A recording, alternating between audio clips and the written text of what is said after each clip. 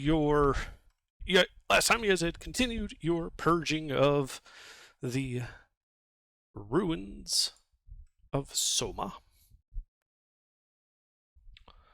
Just realized I should probably pull up the map for that and post that again for you guys. One moment.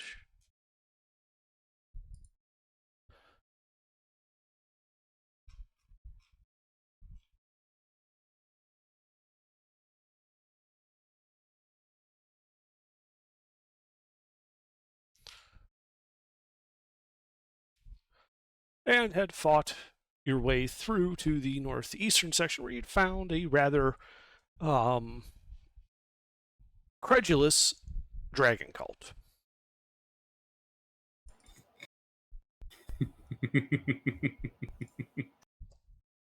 Yes.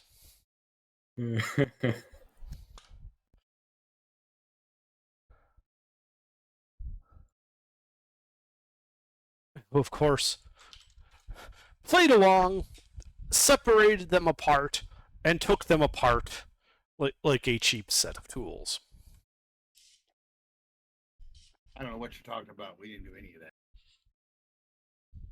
That's fake news. False advertising. There are no witnesses that could link us to the location. Exactly. Officer, you'll need to speak with my attorney if you have any further questions. Yeah. Right. No witnesses except for that one druid in the shack, the He raid. ate him. I ate him. It's fine. It's fine. I ate him. Druid? You mean the crazy old dude who like is high on mushrooms all the time? Yeah, what a reliable eyewitness. Yeah. A dragon swooped in, according to him. Yeah, sir. Like, you know what? I even hear his sister's kind of a hoe. By the way, that was an actual argument used by, I think it was Cicero, as part of a legal case. Well, you guys are at the bottom of this hill, looking up this winding path. At the top of the hill stands a round tower with a cottage attached. Both appear to be in good condition, though half of the tower's roof, even from the bottom you can tell, is gone. There's a visible closed door to the cottage, several arrow slits visible in the tower. You guys had just finished sitting down for an hour, a little bit winded after your cleansing of this cult. What cult? Exactly.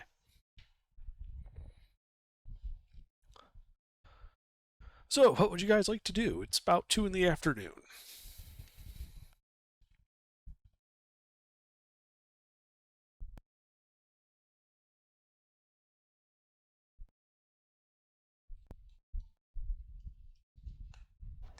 How fucked up are we? What is our current quest? Well, the villagers back in Misa had told you about their concerns, especially the sister did, about how the village's druid named Radoth had gone to the village of Soma and hadn't been seen in several days, and that they were getting a little worried, and so they asked you to look in on it. Radoth told you about the dragon.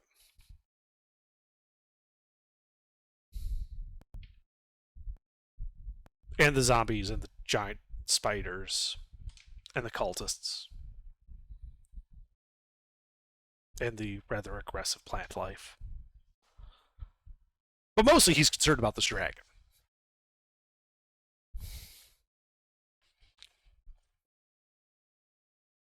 I think we have to jump the dragon now.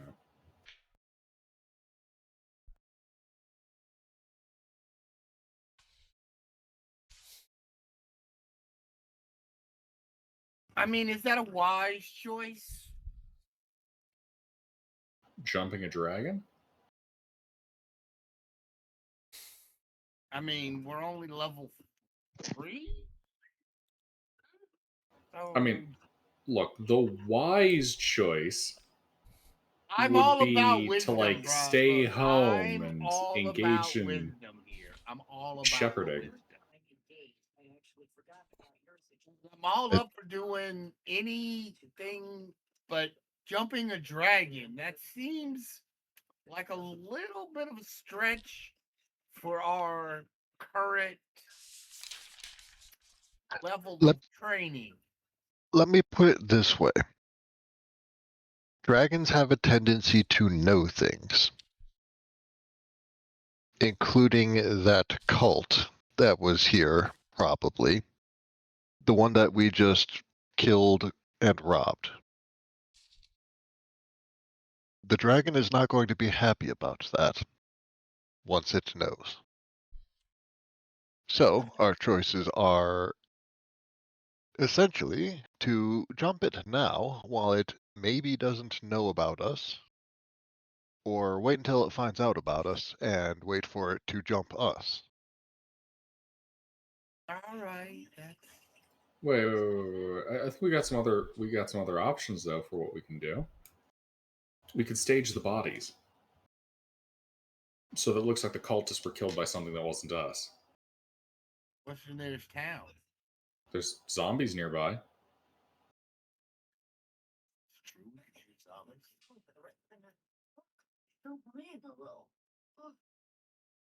I mean, if we drag the zombie bodies out here, even if we do it sloppily, the trail will just look like, these garmless cultists were slain by zombies.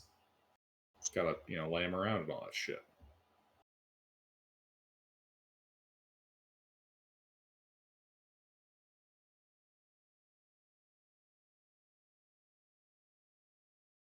What do you think, Ren? You're a shifty individual. You know anything about staging a murder?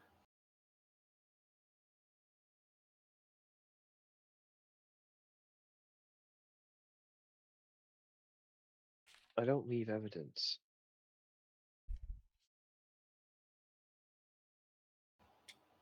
Do you know how to clean this up then? I mean, I know how to make everything disappear. I don't know how to stage it so it looks like there was a fight. No. Yeah, I mean, if you want to make it all disappear, please, by all means, let's do that. I don't want to be eaten by a dragon.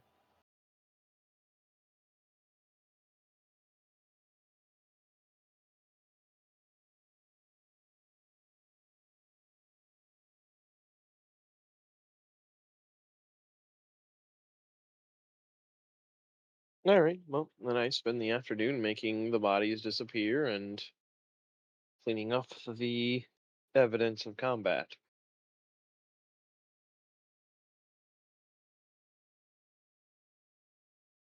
All right. Well, it will take you a couple hours to do so. Mm-hmm.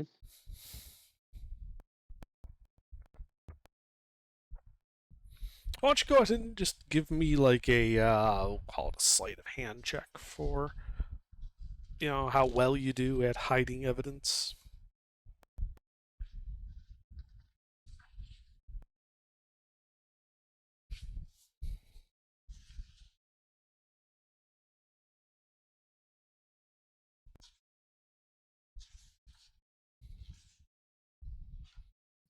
Man, our party's inability to roll well on any kind of subterfuge is gonna get us fucking killed. Oh yeah, no, totally doesn't look like there was a fight there.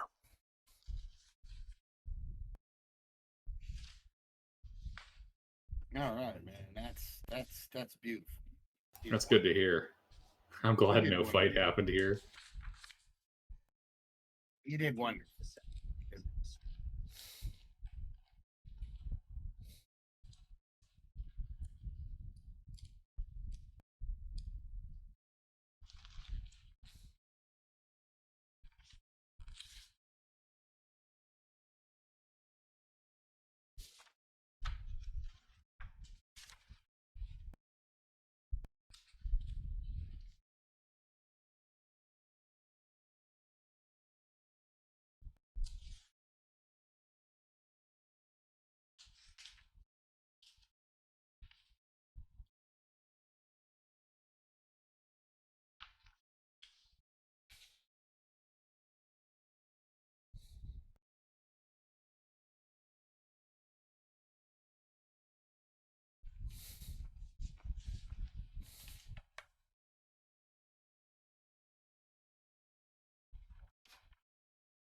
So, we'll just head to that mine now?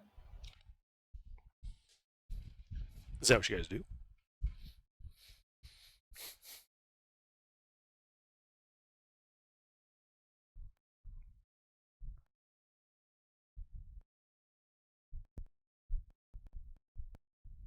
Party, is that what we want to do? Sounds like a plan to me, man. I mean, I imagine we'll have to be back to deal with the dragon, but I don't think we can take it right now. I think we need to get out of here before the dragon comes looking. Yeah, we'll go northwest to that mine. Yeah. All right.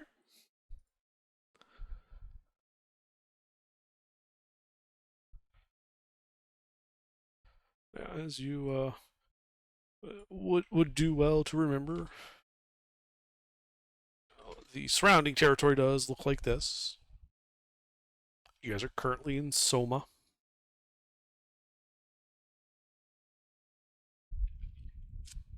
And you strike out, just slinking your way out of town, and begin heading to the west towards the marshes, the mines, and future treasure.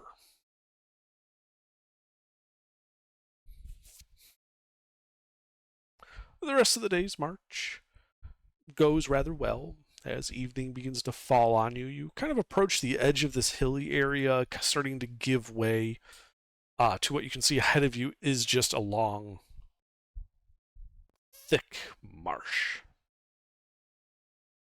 You know, it's not watery like a swamp. No, it's muddy. There's not really any hills. No big trees or anything, just lots of like reeds and shorter shrubbery type crawling plants along the ground. Shrubbery.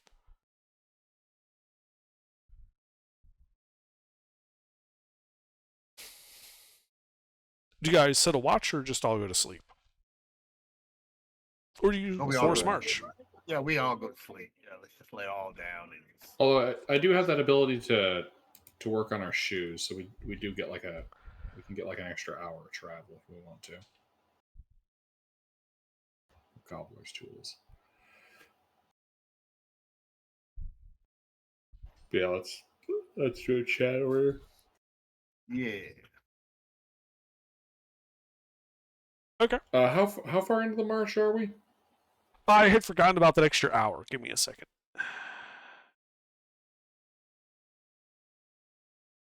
About 3 miles or so into it. All right. I'd like to propose that we move a bit slower for the time being, and be stealthy with our approach to that mine, but also hopefully to avoid being spotted by a flying dragon.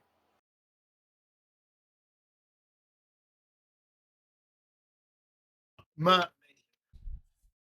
going stealthy. Yes, I'm suggesting we move slowly and stealthily through this area.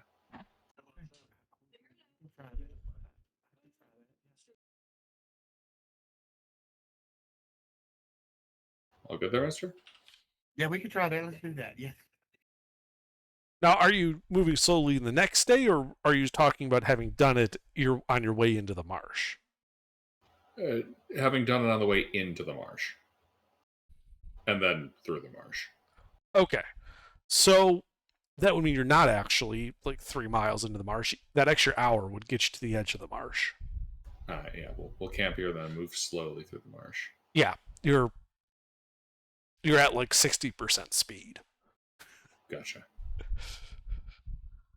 And then as you guys make your camp, I will need a stealth check from everybody.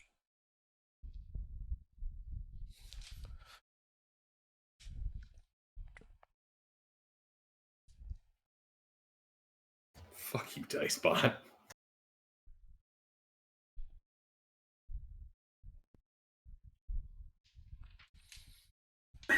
What the hell, man? Have you guys noticed we've made a stealth-capable party and we can't roll for shit?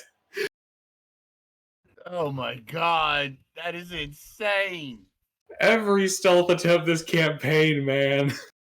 These are all stealth characters. We So oh my how I've God. decided to handle a group stealth is literally just the average.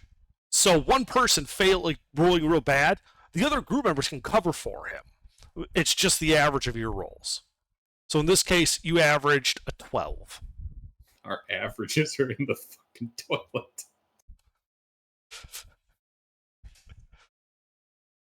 I mean, only one person passed, man. Look, he had a 16, and he may be the only one that passed. The rest of us, yeah. Yeah.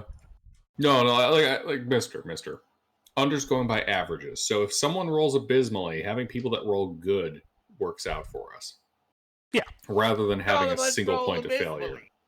But we all roll right, bad. but our average is 12. It's funny because our average should probably be something like 14 or 15. Yes, you rolled a bit below average this time.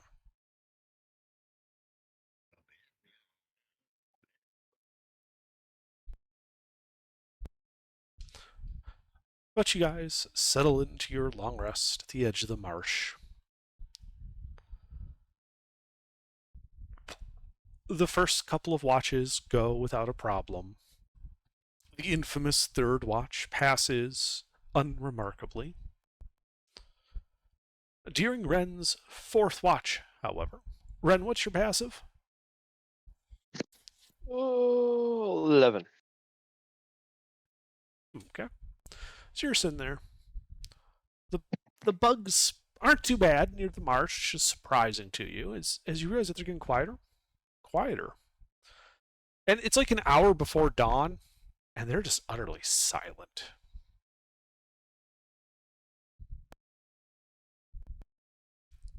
As somebody born in the city who has not ventured much out of the city, I shrug. Right, but then a familiar sound to you as you hear this dull, wet thud sploosh of a body falling from a height into a pool of liquid. Sounds like it happened about 20 feet behind you. Yeah, when the bugs start talking to me, something's going on. Something going on. That's why they're being quiet. Well, I look behind me. And there, halfway embedded into the somewhat soft ground, is a corpse. Dressed in Cultist. torn rags, missing his face mask, but very clearly one of those cultists you killed. Hmm. Did he fall from the sky? What the fuck? Mister. Are you forgetting how to put 2 and 2 together? Yeah, mister, this is a very obvious 4. What has wings and can carry a body?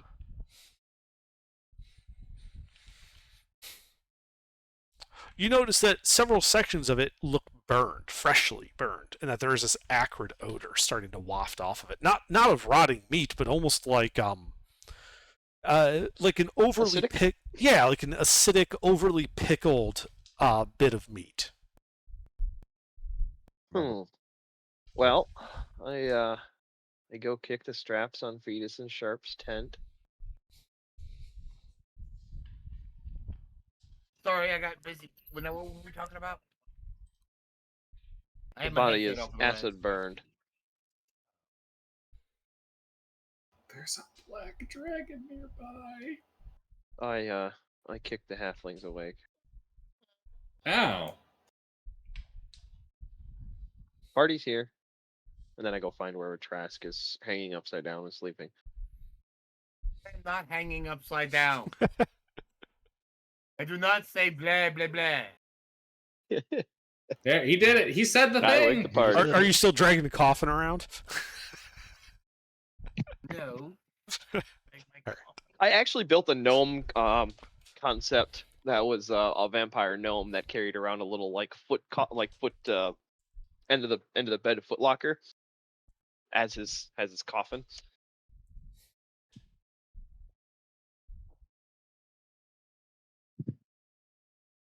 Just had the party carry him around and he stayed awake all night. Anyway, I wake the party.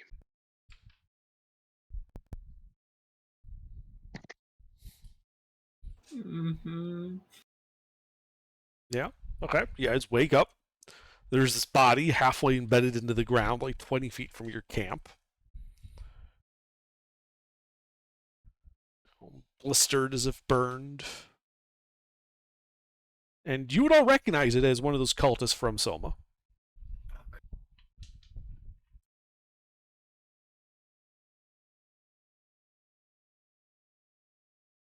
Uh-huh. That doesn't look good.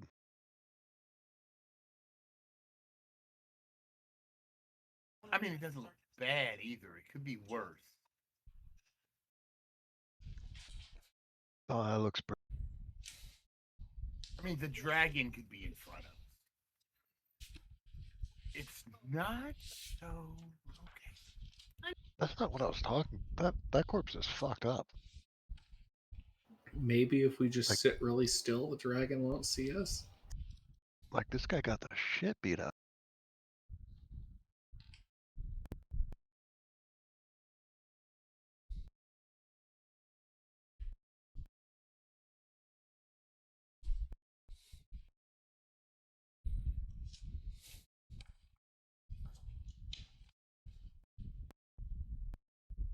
So it's still silent here in the marsh It is. as we murmur to ourselves, the dragon allowing us to stew in our apprehension. Mm-hmm.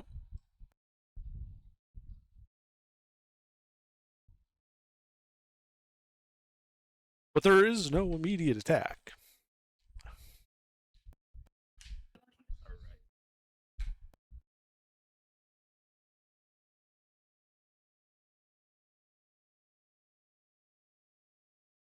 Well, we haven't been attacked yet. Maybe everything's fine.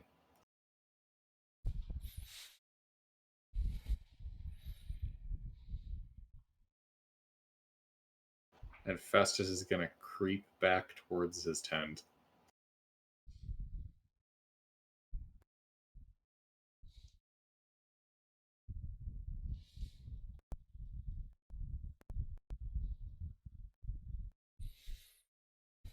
Yeah. You creep back towards your tent. As you get there, you notice that some of the sounds right of the back. bugs start to be picking back up.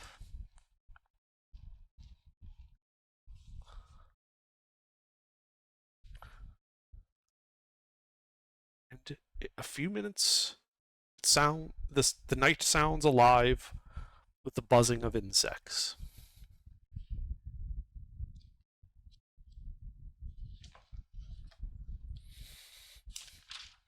Huh. All right.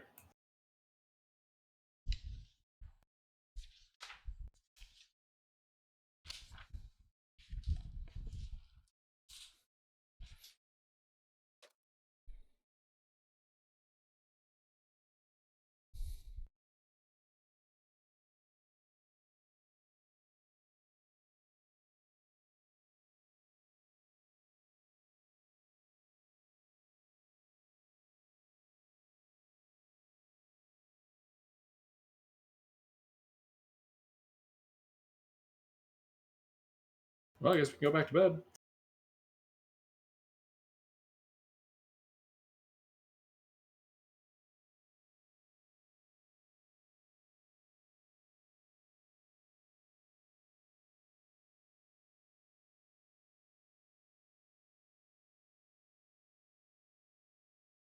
Just making some notes. Just give me a second.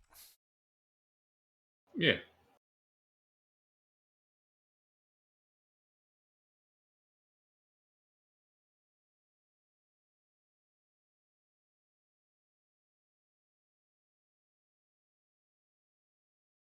Alright. Yeah, you guys eventually go back to sleep. An uneasy sleep, I would imagine. But the remaining hour passes. Sunlight begins to glisten off the bits of wetness that make up the marsh to your west and north. And as it begins to rise high, you can see that in some of the even lower sections of the marsh, a little bit of fog forming. but nothing that really obscures your vision. More think like ankle height fog in some of like the deeper pools. That kind of perfectly ominous swamp fog. Well, no, it's not swamp fog because this isn't a swamp. This is only a marsh, so it's not that wet. But there are occasional like dips in the soft ground where water has pooled, and then there's like a little ankle deep fog down there. But, Okay. but it's not even thick enough. Like you can tell there's liquid down there because you can see through it. It's like it's hazy. Gotcha. Yeah.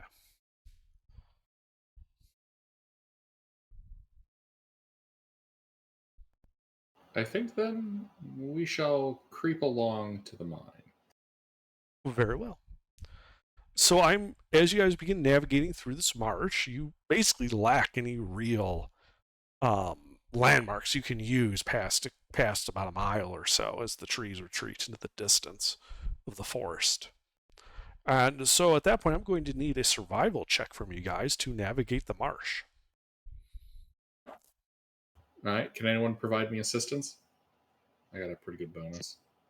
I mean, I can help if you want to roll at disadvantage. I can. No thanks, City Slicker. Sleuth, you're proficient, yeah? Yeah. Oh,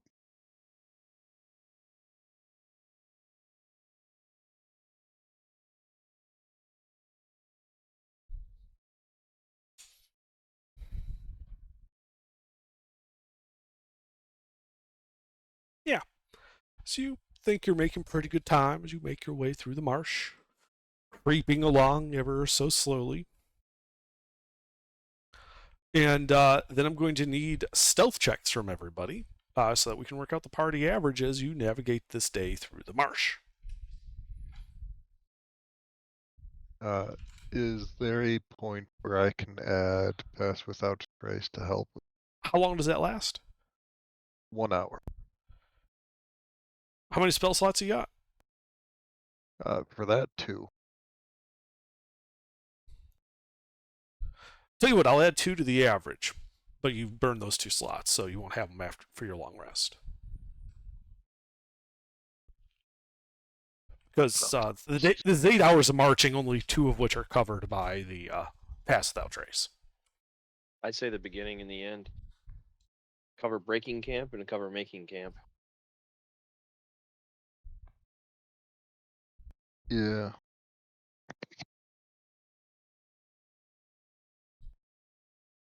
Alright. I'll do that. Okay. All right. Sleuth and Mystery, you guys want to put your rolls in?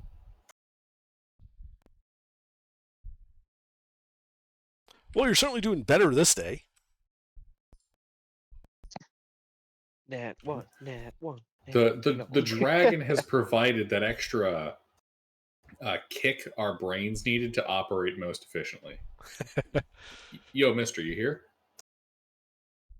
He did say he was going AFK for a minute. Yeah, I think he said steps. So Oh, okay. Well, we'll wait for him to get back to finish that.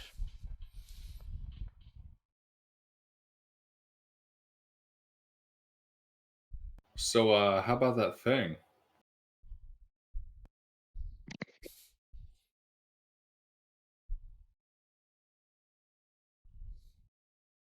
Yeah, unfortunately, we do kind of need to know how stealthy you guys are to figure out what happens during the day.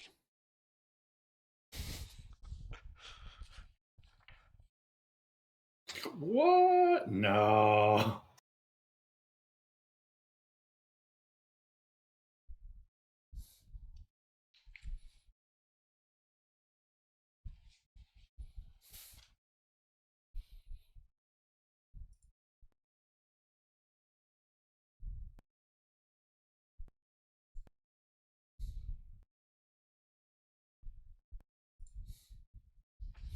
Mister, are you back yet?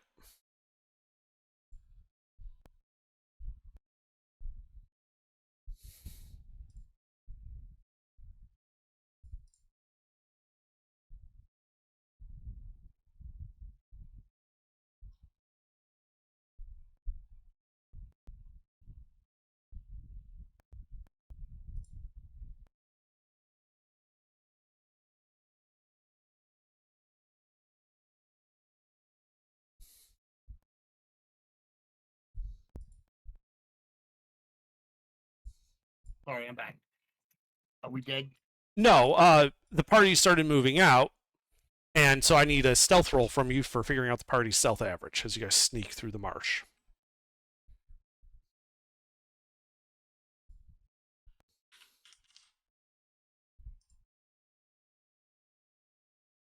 Hey, we got big numbers this time. Number. Yeah, we were saying that dragon gave us the spook we needed to be like extra competent. Yeah, Mhm. yeah. Let's up those numbers. And with that, and plus the 2 hours of Pass Without Trace, brings your party average to a 19. All right. You're silent. Indeed, and you're working your way through the marsh. Do we realize the dragon has a passive perception of 20?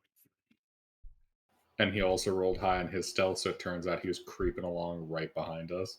Yeah. Looking down on us, and we think we're creeping along, and then suddenly he's just gonna go. Like one of those bits out of Tom and Jerry.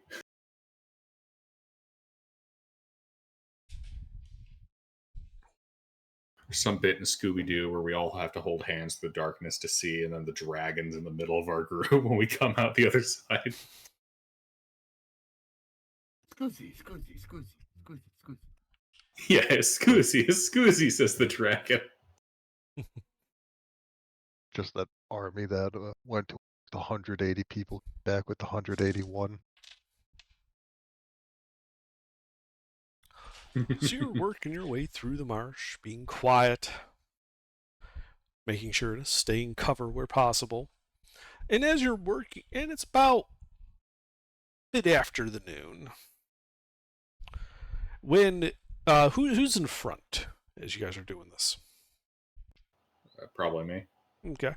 But you can kind of see through some of the reeds and the bushes and the crawling ground cover, a large, hulking figure some 80 feet to the northwest of you. So, humanoid in shape, but not in size. It just seems to walk, you can see it clearly dragging its knuckles behind it in the muck. It doesn't seem to have noticed you guys yet, though.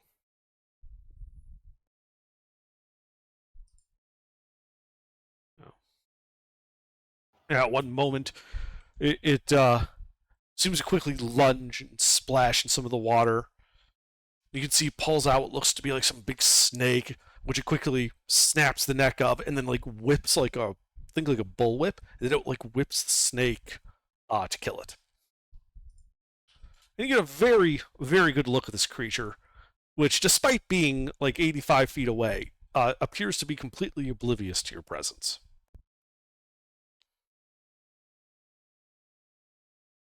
Hey, we can take control. No, we can't. Oh, yes, we can. But should we? I'd argue not. The troll's a problem for down the line. Yeah, we don't have fire. Well, not only that, a fight would, if the dragon's still around, attract attention. Mm-hmm. Are we able to slip past? Well, it doesn't appear to have noticed you guys. You guys could just slip away. Courtesy of that large stealth check. Oh yeah, we'll be doing that then. Okay. Yeah, you just slip away, backing up a bit, working your way around, letting some of the terrain get between you and him. And another few hours pass, the sun getting low at the horizon. No sign of that troll again.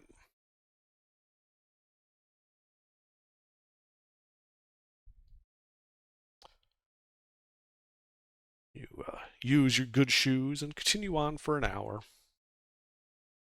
And as you do, you can start to see it towards the end of this hour getting dark out. But with the sun kind of setting in the west, which is the direction you're heading, you can kind of see it almost make this silhouette of what appears to be a rock formation pushing up out of the marsh.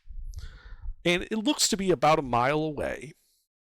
And from what you remember of Eli's description, that's the entrance to the mine.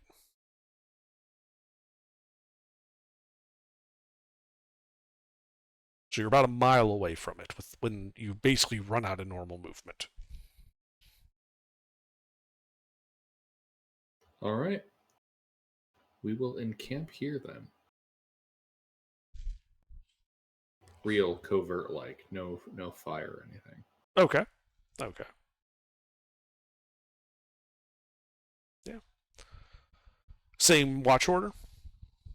Yeah.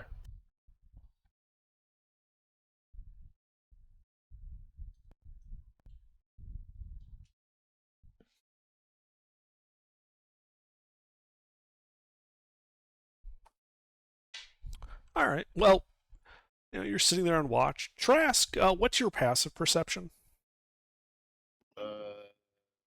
Fuck. Oh god. 13? Okay. The night passes without incident. Morning comes, you've all had a long rest. Okay. Right?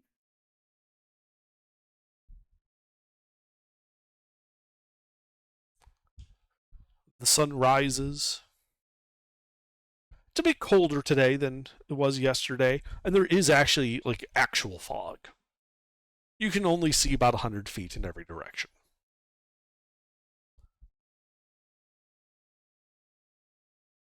Except up, you can see up a little bit further, just low-lying fog.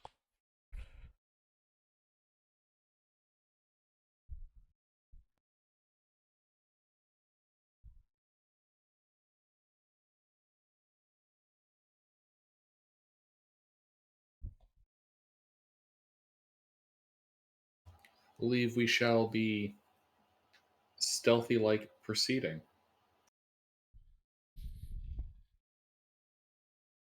You like pass without. Oh yes.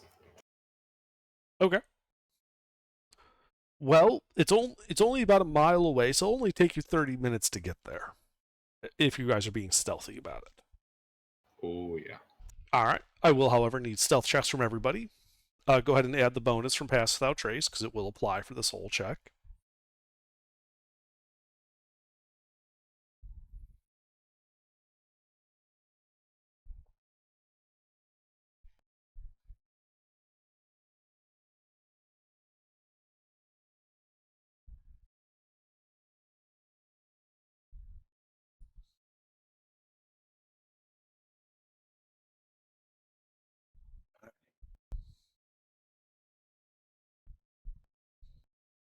I should just be like a ferret and jump on Festus's shoulder or something. Too late for that now, though. Mister, Huh? stealth check. Oh, okay. And you have plus 10 from Pass Without Trace. Oh, well, shoot.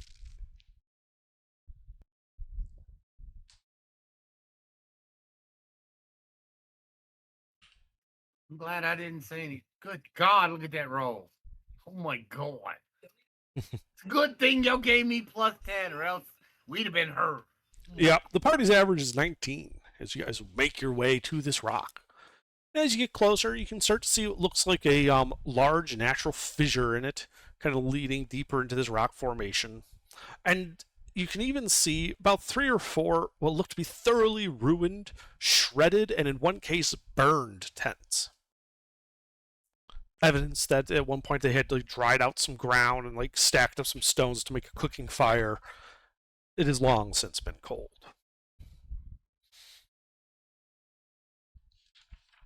All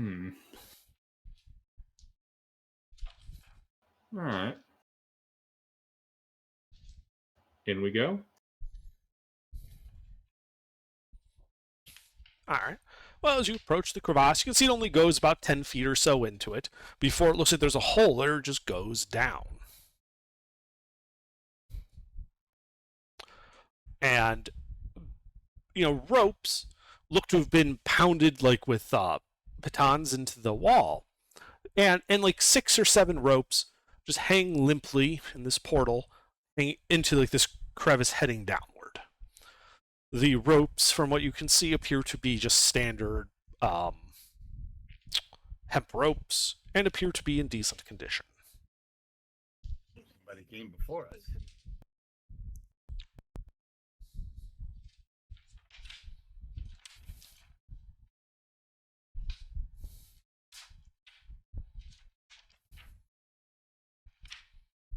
So I guess we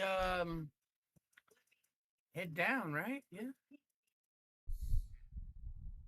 Yeah, real sneaky like.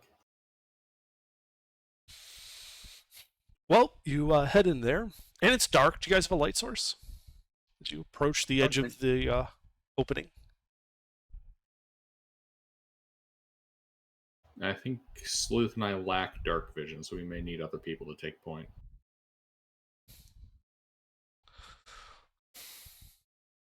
So you're gonna Rough. put the healer out in front. Yeah, You were because gonna someone needs stick to be your able to see. healer out in front. Yeah, because he can see where we're going. Fine. The healer will take point. Okay. Well, as you approach the edge, assuming that is what you want to do,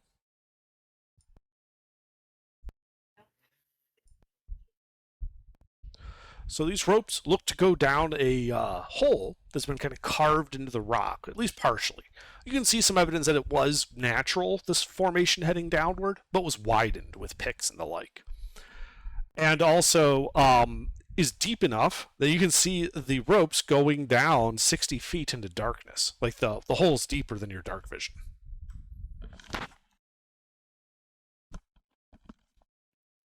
Looking for the spell.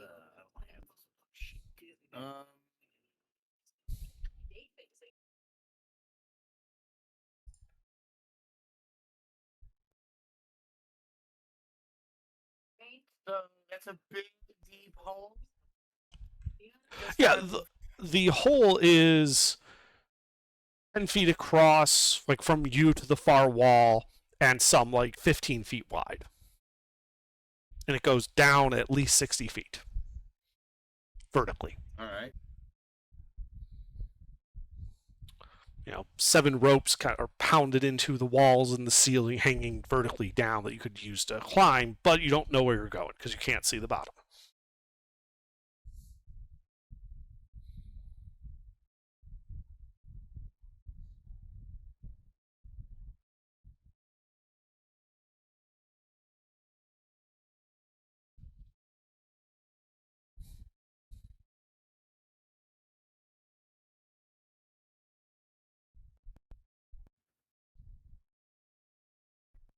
So who's going down first?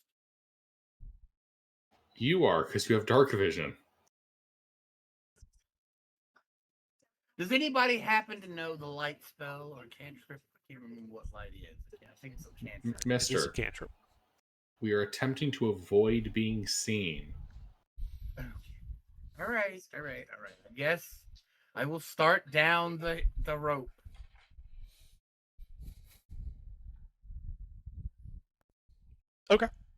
Well, it's a easy climb. You're just rappelling down. Keep looking down below you. 60 feet, 70 feet, 80 feet, 90 feet. And at 100 feet, so, at the edge of your dark vision, 60 feet away, but you're below 40. So you're like 40 feet down. You can see the floor 60 feet below you, meaning that this hole is 100 feet. You can see that the rope continues all the way to the bottom, and that there's like some like wrappings of it where it like hit the ground and just spooled up a bit. You can see some evidence that against the rock wall at the bottom there are some various bits of supplies, some sacks, crates, and the like. And it does look like that to the southwest, mirroring the entrance that you rappelled down from, is a cave heading out of sight to the southwest. That is not like a normal height cave. Like whichever group came down here, camped here, and then proceeded on. Yes. But again, that's 60 feet below you. You're currently hanging onto a rope. I'm gonna keep going down and then Okay. reach the bottom. Yeah, you reach the bottom. The rope's hanging all the way down to the point where they're limply just laying on the ground for their ends. You can, as you look up, you can actually see the light is like a bit of like like reflected sunlight, just weakly kind of showing that there is something up there, some 100 feet above. Against the rock walls around you, you can see a couple of sacks of flour, some flasks, a couple of pickaxes, some shovels, various other bits of like mining gear. Just inside the cavern to the southwest, you can see a dwarven corpse laying face down on the ground. All right. Let's go over and kibble one so check, see why he died and shit. Sure, give me a medicine check. As you go over to this dwarf and kind of turn him over. Well, you look. It looks like he's been stabbed a couple of times. There's some evidence of like he got hit by something blunt. You think this dwarf died in combat. You also notice that there is a glimmer of magic to his boots. All right. Well, then I'm gonna slip those off, Okay. and I'm gonna cast Identify as a ritual. Okay. So you spend 10 minutes down there alone, casting Identify. Wait, before I start, I'm gonna yell up to them to come down. I'm gonna how would I signal to them to come down? Are they supposed to be following me, right? Yeah, we're following you. Oh, okay. Well then. I didn't know that. Didn't Sorry, I know. thought you had sent him alone. Oh, okay. Oh well, then no, I no. won't start. He's our seeing eyes. I'm gonna wait until they all gather down. But Yeah. I'm gonna cast Well, while you were doing the medicine check, they would have finished rappelling down and are now standing in that round area. All right. Well, I'm gonna pull the boots off and I'm gonna cast Identify on these boots. May need them. They may come in handy. Cast Identify. Okay. Whatever. Yeah. You begin chanting, saying the words of the Identify ritual. The 10 minutes pass. And it comes back and tells you that these are boots of striding and springing.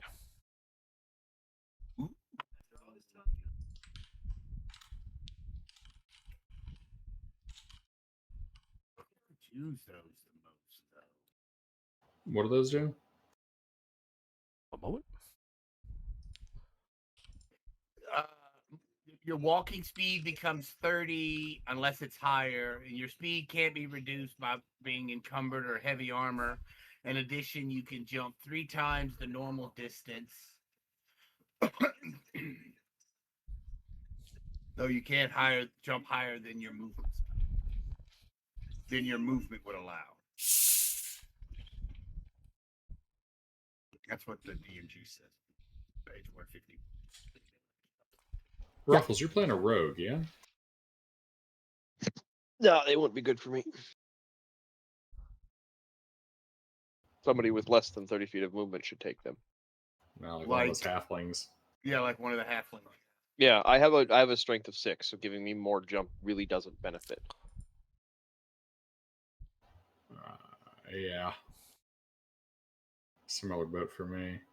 I was gonna say Sleuth? the extra movement is way more beneficial to you two. Yeah. I have 35 feet of movement speed. So I already have a climb speed. I have all that, so I don't need him. The boots won't help me at all. Sleuth, you think those boots will help you? It'll be one of the halfling characters.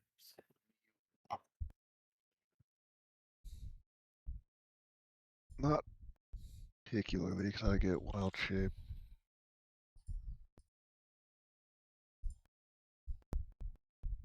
So I guess Okay. Festus has a new pair of boots. Festus gets some new boots, yeah. Probably nicer than the ones he wears. I made my own shoes. They're very nice. Not as nice as these nice magical Sheep boots. leather? Put 'em on. Oh, yeah.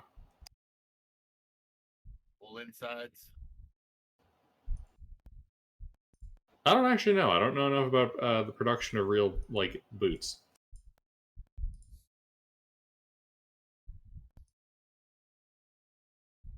Depends on what they're intended for. Given we're at a northern latitude, and I'm pretty certain the winters up here are a little nippy. Yeah, I wouldn't be surprised if they were insulated somehow.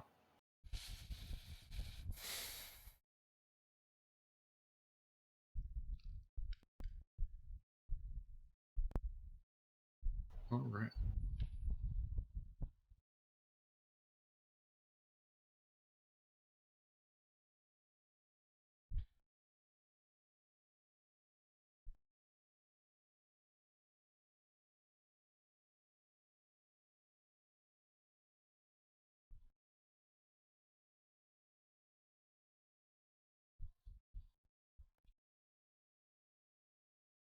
All right, I guess we'll start down the cave entrance, I suppose. Right? All right. Well, you start down there, the party following behind you. As you begin working your way down, the cave wanders a bit. You can see marks where this is. They chose to go this way because there was probably a natural formation of like broken stone, and that they just widened it. But there's very clear evidence that the stone was mined out of here. This is not 100% natural, but some of it is. It just was roughly carved out. And after about 20 feet or so, the cavern begins to widen out a bit. And to the north, you can see it looks like they'd started like carving away at the northern face. But as you can see, bits of water kind of starting to like seep through the rock. It looks like they gave up. To the south, you can see that it looks like the room continues in that direction. But what brings your attention to like a halt is you can also see very clearly embedded in the ceiling what appears to be fleshy pods, about the size of a baseball.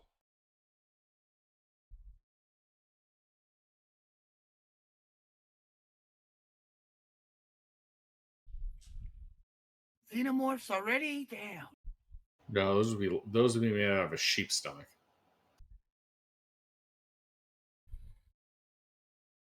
Trust me, I know. We provided them.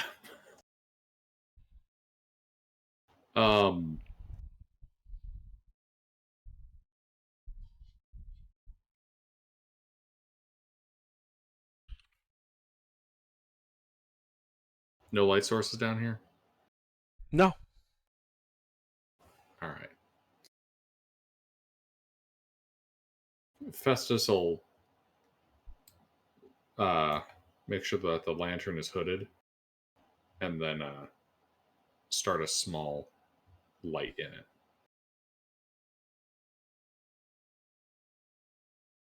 Okay.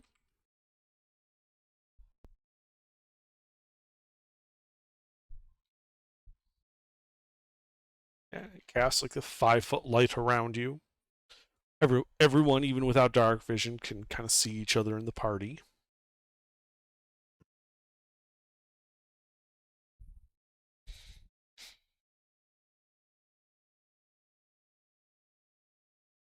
I'd like to look over these. Well, they're farther away than 5 feet from you. You weren't in front. This is Festus kind of stopping, like at the entrance to this wider area. Okay. And that's what he could see was 60 feet away. Like the closest to those fleshy pods was 10 feet from Trask. And then they like continue kind of sporadically. Trask, you can count 7 of them on the ceiling. Okay.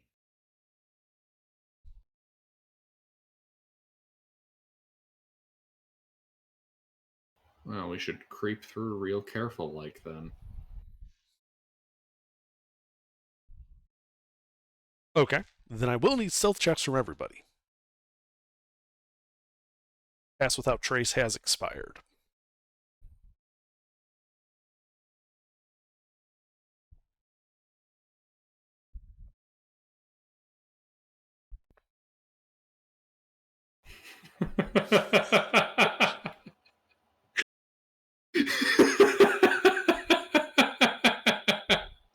Well, thanks for bringing the average up, guys.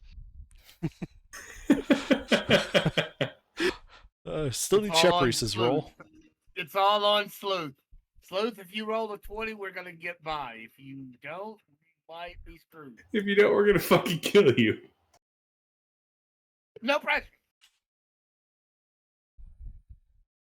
Sleuth, you here?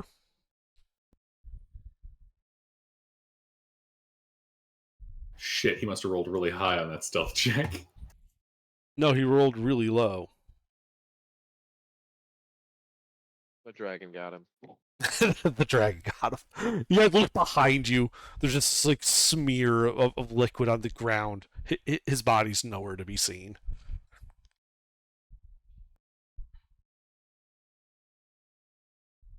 Sleuth, you here?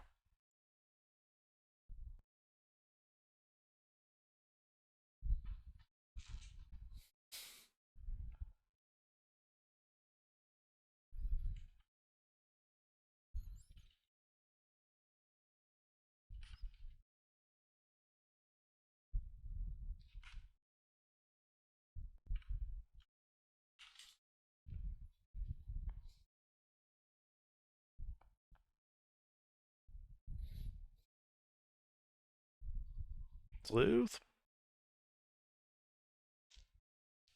Well, I guess we'll just continue without him then.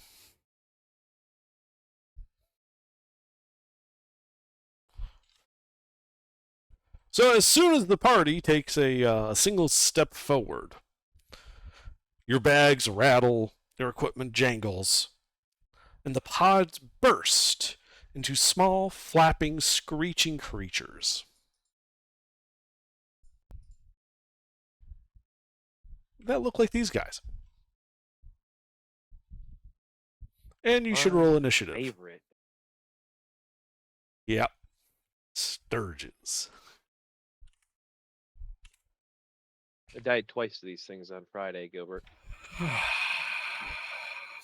these rolls. If I was playing a goddamn Septimus, I'd be rolling fucking 15s and up. But you're not, and you didn't.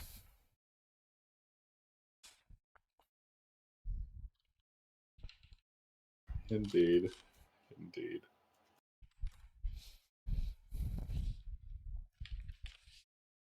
Right, so these things begin. Yeah, these things unfurl themselves, detach from where they had been resting like bats, and begin swarming towards the party. A few come from the south as you realize there are just some that are around the corner, and you realize that there are a total of 10 of these guys. And let's see, so the first 3 are going right for that light source holding guy, Festus. They just dive bomb right on top of you. Fuck me. Does a 13 hit you? That does not make it through my very nice padded wool shirt. That's good.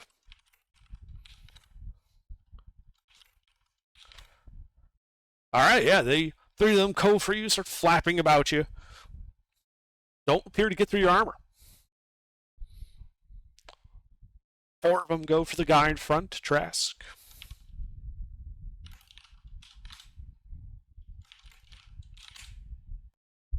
Does a 21 hit Trask? 21 will hit Trask, yes. Alright. Well, it bites you for 6 points of piercing damage, and, like, stays attached.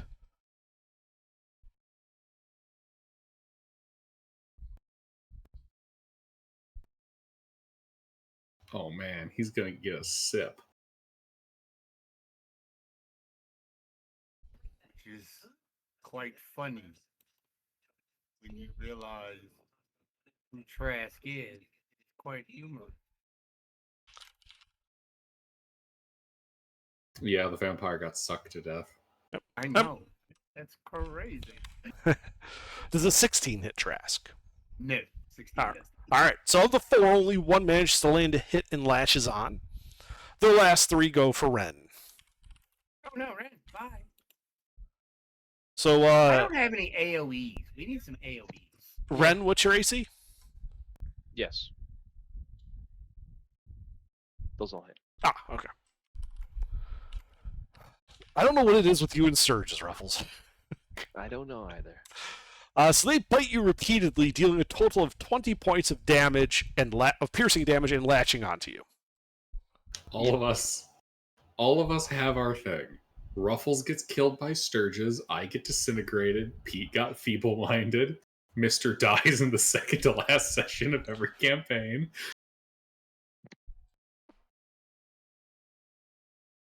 I mean, But that is all they can do. Brask. One has latched onto you, 3 are flapping about you. I don't have any AoEs.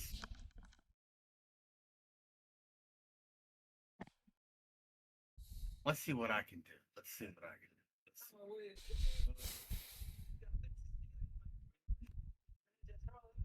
What are these considered? Fiends? Beasts. Beasts? Yep, they're natural creatures. Usually found in underground caves or hiding in like old decrepit buildings. Similar to bats, just hungrier. And not nearly as cute. Think like if a wizard took a mosquito and then combined it with a bat to make it bigger. These wizards, Okay. they've gone too far, I say. All right. I am going.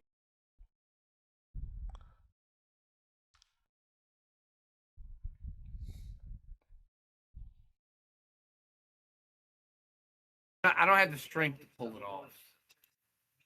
Can I just like hit it with my sword or something? Yeah, you can just hit it. You can just attack it. It's in melee with you, latched onto you. Doesn't it? And it's so small because it's just a bat size thing. It doesn't impose like restraint or anything. I'm gonna hit it with a short sword. Okay, roll to hit.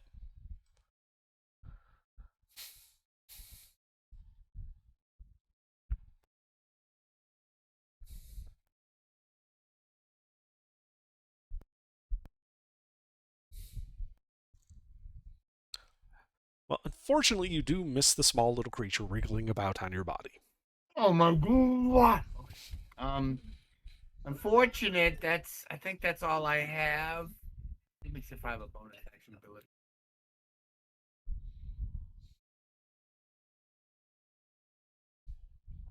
So, technically, is the thing considered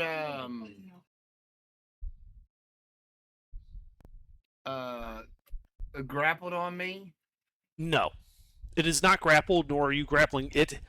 It's got special rules for how it's attached. Basically, if you move, it goes with you. Okay, all right. That's what I wondered. If I was going, if I misty stepped or something, would it stay attached? Okay, if you Misty Step, I believe that it's just one creature specified, so it would stay behind. It's a small little creature. It's hanging on literally with its teeth onto you. So just in the same way you can't Misty Step somebody with you by holding hands, it wouldn't come with you if you Misty Step. Yeah, Unless then I'm you're gonna a miss. stealth. Yeah, I'm gonna misty step away. I don't like that thing on me. Okay. Are you Misty Stepping backwards into the hallway or forward into the room? Yes, backwards into the hallway. Okay. Yeah, you can Misty Step. Are you going the full 30 feet? Just far enough so I'm behind the party. Sure. Yeah, you peer behind. I'm going to assume you guys are going in chat order, then behind Ren in the back. All right, that works. You can see that he's got all 3 of the things that went for him have latched onto him.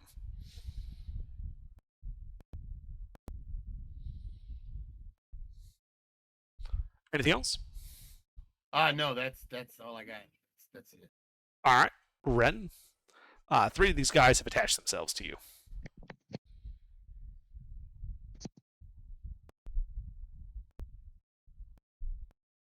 Ruffles.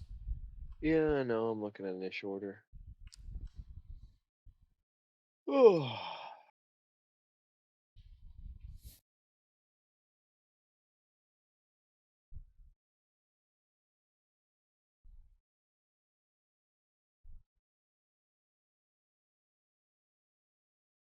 So there is a group of 4 where Trask was. Yes. flask of oil. Okay. You understand they're flying, right? Yeah. Okay. How high is the ceiling? 10 feet. Yeah. Throw the ceiling above them. Ah, okay. Oil, rain, fire. Sure. Go ahead and give me, let's just call this an attack roll for hitting the specific part of the ceiling so it falls down on them.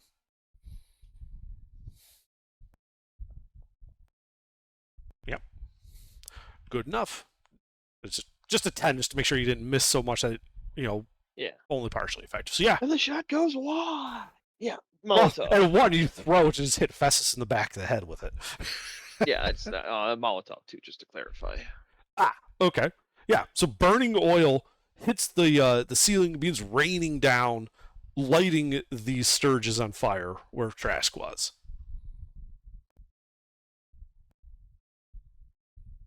That's all I can do. All right. I mean, I guess I can bonus action dodge, but I don't think they can miss when they're attached. It's benefit, but Yeah, Surge are a well-known thing. You know that once they're attached, it's not an attack. They just get to drain blood. yeah. So I'll be down next round. All right, Festus.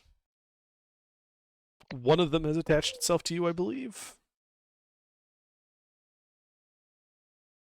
Oh, wait, nope, sorry. Misread my notes. None of them have attached. They're just flipping about you. The ones in front of you are on fire. Okay.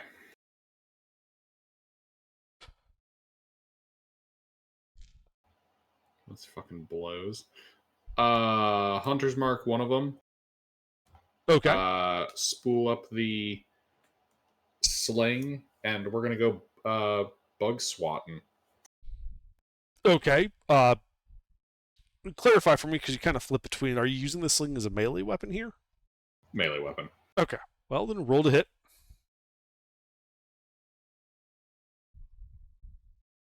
That hits.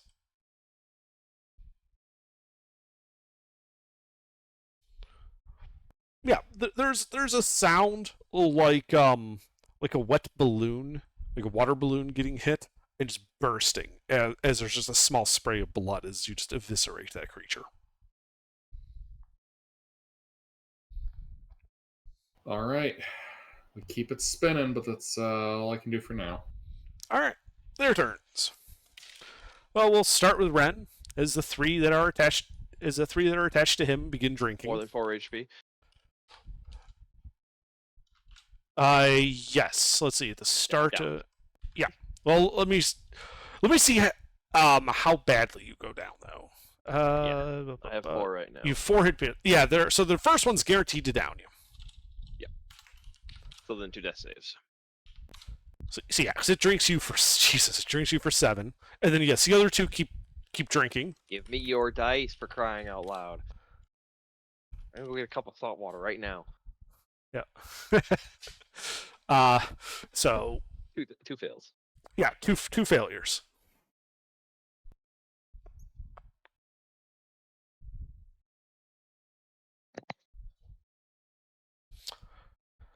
The 4 that were lit on fire by him, I believe, take some damage. Let me just double check.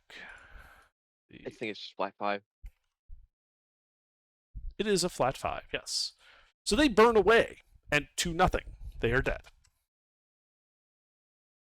I killed the most so far. The 2 remaining by Festus try to bite him.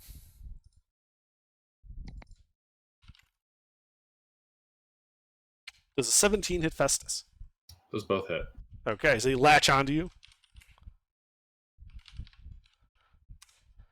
Dealing a total of 13 points of piercing damage. Ow. Trask, it is your turn. All right.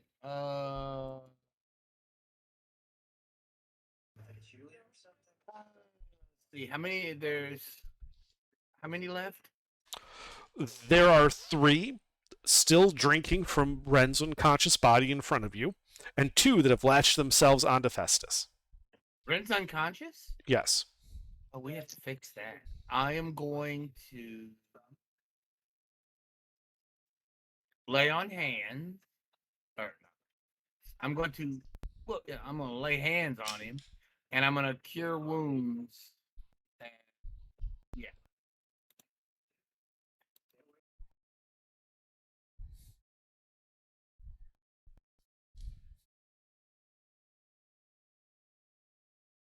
For 18 points. All right, Ren, you wake up on the ground with 18 more hit points. The Sturge is still suckling on you. Yep. And a level of exhaustion. Yep. And then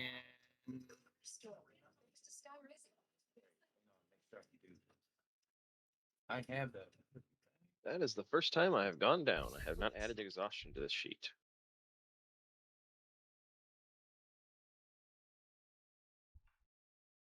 Hang on a second. I'm double checking something real quick. Okay. Okay. All right. As a bonus action, I am going to quicken spell Ray of Frost to blast one of the ones that's on red. Oh, don't worry about me. Hit something else.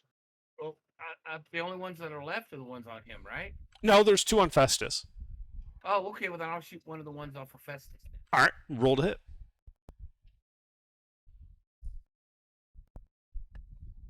Flash freeze Festus.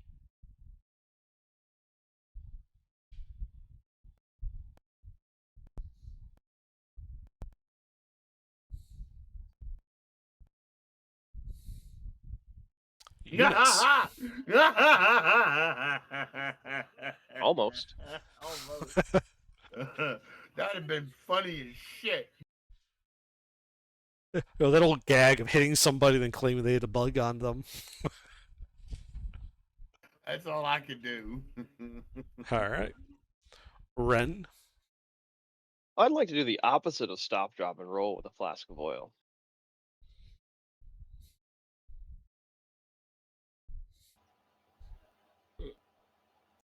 You're lighting yourself on fire. Correct. Okay. Ren has apparently had enough of this party and self-immolates.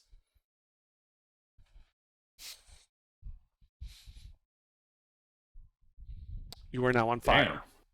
It's pretty hardcore. It is very painful. And now I'm on fucking fire. I knew it. I knew you were going to say that, mister. Is there anything else you do on your turn, Ren? I'll just roll around and make sure the oil gets on them too. Oh yeah, no. These guys they're on fire.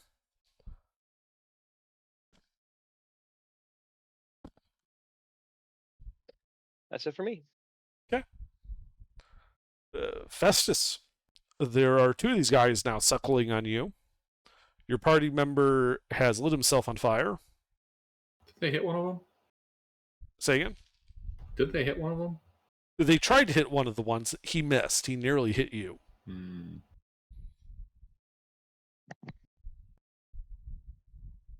I would have been all broken up. What do you say to this Mr. Lincoln now?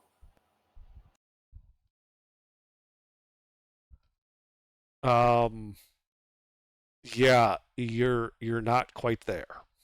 Yeah, that's fair. I'm pretty sure I am almost there in terms of almost dead. So how about that blood sucking? Well, what are you doing? Are you trying to bite these guys back or something? Oh, I'm sorry. It's my turn. Yeah, it's your turn. Sorry. I thought they were gonna drink me like a juice box. No, they go after you. Yeah, we're gonna use the sling. You know, Okay. set yourself on fire. So you begin flagellating yourself, missing the bugs both times. If only I had nat one.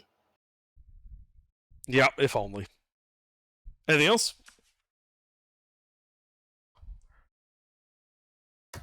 No, just gonna get drunk. Okay. Well, the sturges on Ren burn away. And then the 2 on Festus go for a drink. So, Festus, you take 10 more points of damage as they drink from your precious bodily fluids.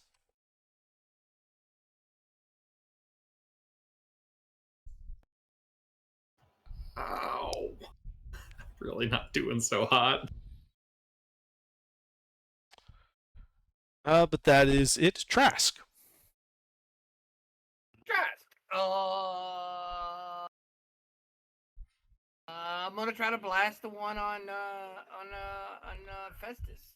Okay, well, it's a good thing there's all this fire about. It makes it easy to see him. We'll roll to hit.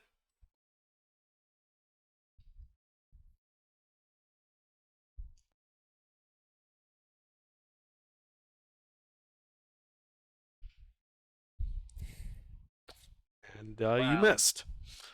Wow. Wow, I suck. I'm done. The rolls like these, maybe you guys made the right decision not confronting the dragon. I mean, seriously, we can't even hit some fucking bats. They're dropping us. Oh my god. So fast. I'm done. I'm sorry, did you say you were done? Yeah, I'm done. All right. So, Ren, at the start of your turn, you take 5 points of fire damage. Yep. And you were very thorough in making sure you were fully immolated. How many Molotov cocktails were you carrying? That was my last flask of oil. Okay. Are you carrying anything else that's volatile? Tinderbox. No, volatile like oil, explosives. That type Oh of thing. no. Okay. So you're good. You're not going to turn into one of Gilbert's characters when he lit himself on fire and he then went up like a fireworks factory. I did not light myself on fire. You lit me on fire. After you coated yourself in oil, all I did was provide the spark. I We slipped on the. oil we had thrown oil everywhere trying to get rid of that barricade. Gilbert slipped, caught on fire, burst into flames, exploded. It was glorious. I fucking Helms deeped that barricade. You did. Wait, Anyway, no, I didn't even so hold the Ren, barricade. hold on. Sorry. Hold Sorry. All right, Ren. So yes, you just take the 5 points fire damage. Nothing else happens. What do you do? I like to use my movement and action to get out of the oil that's on the ground around me, and then go somewhere else and actually stop, drop, and roll. Okay. So yeah, you just move. It only takes movement. You don't need to take an action just to get out of the fire. Are you crawling towards Festus or towards Trask? Torch Trask. All right. So Trask, your party member has lit himself on fire and then starts crawling towards you, kind of collapsing on the ground halfway to you. And then Ren uses his action to put himself out. Stop, dropping, and rolling.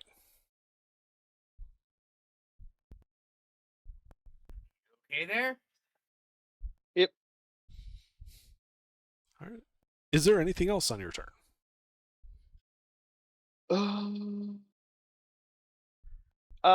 Bonus action, dash to get up. Okay, sure.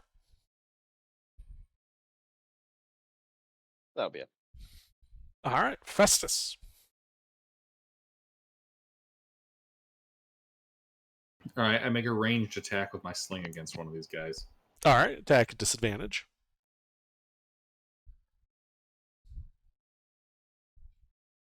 You hit it. Somehow. I do not know the logistics by which you use a sling to hit a dude on your body with a ranged attack, but apparently that worked better than trying to hit it with a melee weapon.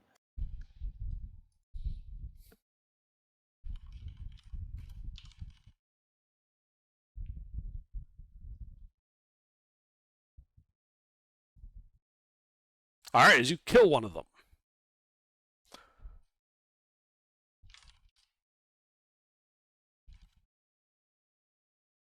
Where's the other one?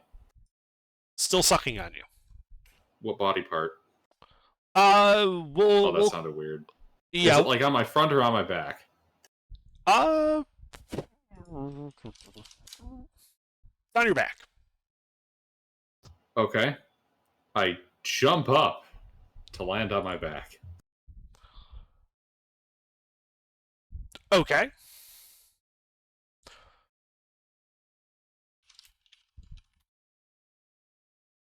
You feel a wetness spreading along your back. Anything else? Nope, that's it. You know, they really need to fix the internet. Perhaps this will work. Nope. No, because they're still doing their stupid fucking bullshit. No one wants to go to their goddamn website. I just want the goddamn GIF.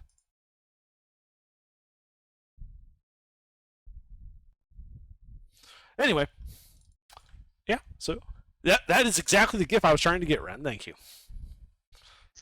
Because you were asking how you range attack yourself. This is how.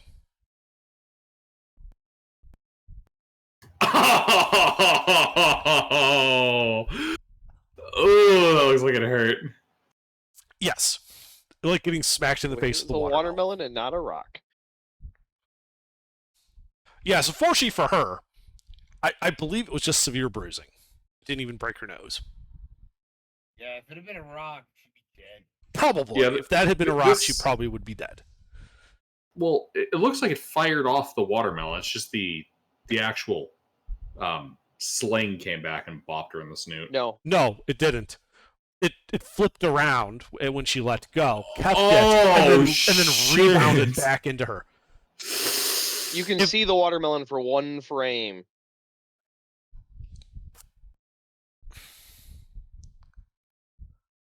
Ooh. Yeah, it hurt. Fortunately, it didn't kill her. Anyway. Gotta raise those feet a little higher. Yeah, so it's the Sturgis turn, and its wetness just continues to spread along Festus's back. You guys are out of initiative.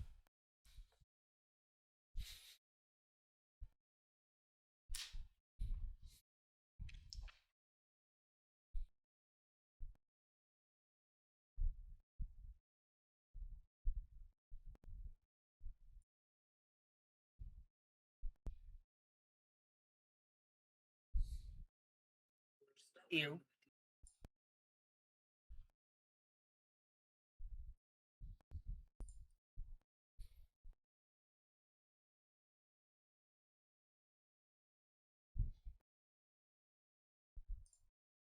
Moving on.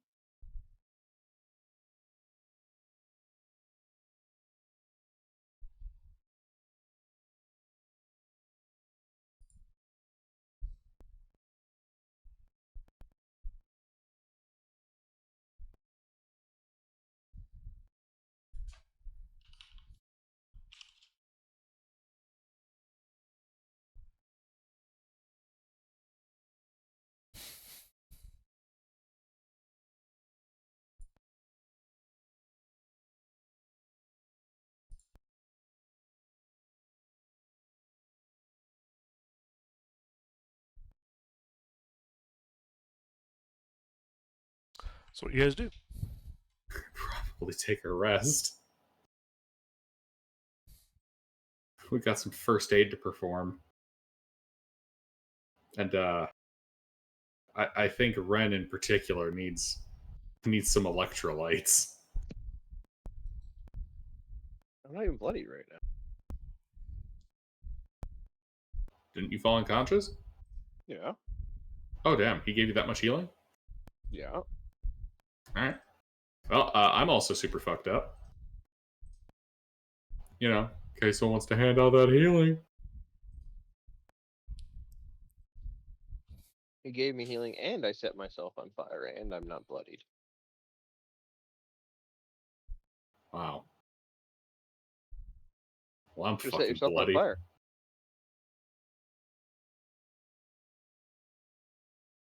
It's almost like you need a healer, huh? Yeah. What's the healer doing right now? Good luck with that.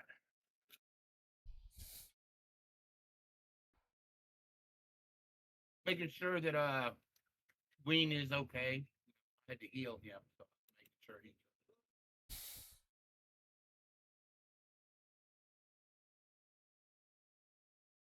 Then I'll move to Shepherd to make sure he's okay.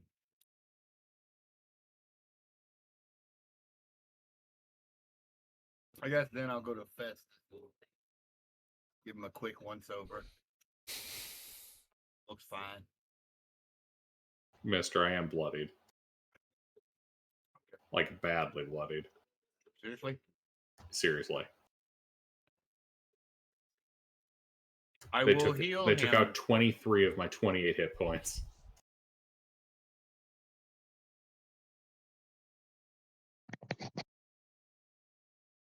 Sleuth.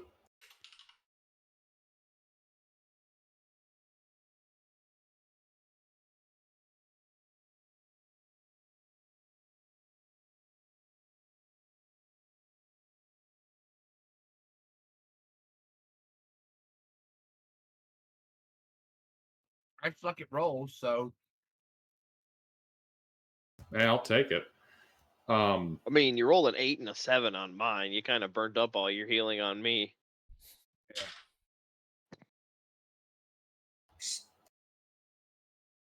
All right. Do you guys mind if we take an hour to short rest? no.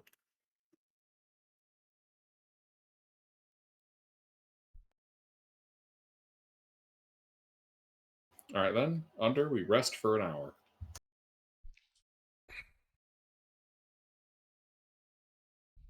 All right. So you're sitting there, resting for an hour.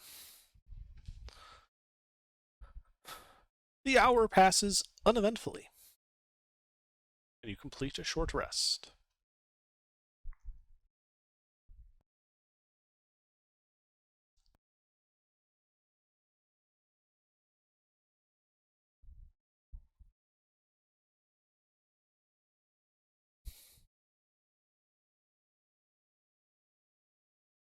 All right, I'm fully back in the game.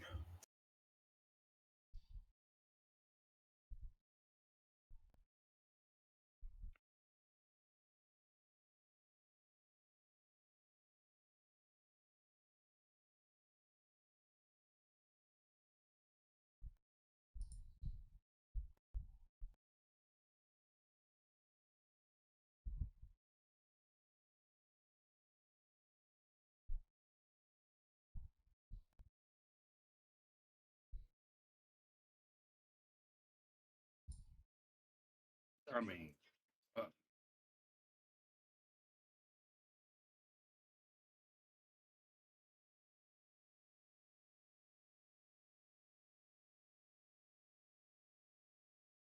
All right, let's proceed.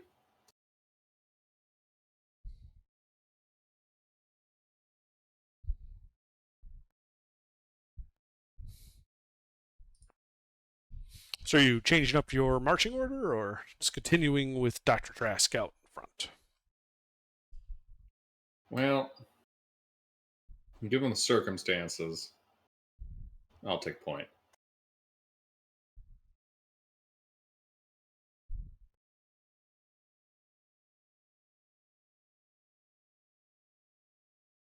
no arguments from me.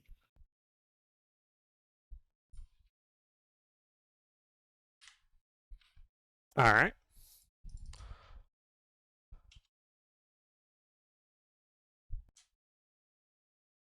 So you walk out into the larger cavern. A little scorch mark on the ground where the oil had burned. And you can see what looks to be a couple of openings heading east. And to the south, it looks like this cavern. The dwarves must have found something because it transitions from like cavern that had been widened or expanded with picks and shovels and the like to what appears to be masonry, and in fact a closed, old-looking wooden door set into a frame. Like they tunneled into a room of some kind.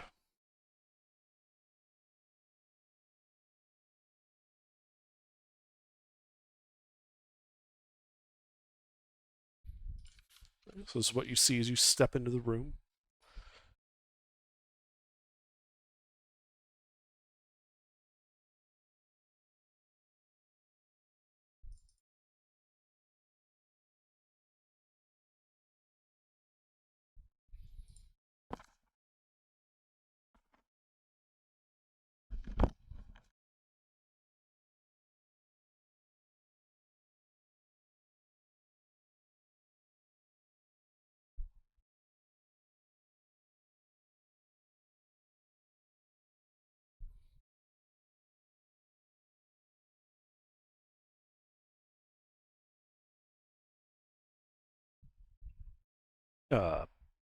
Gilbert apparently has left us.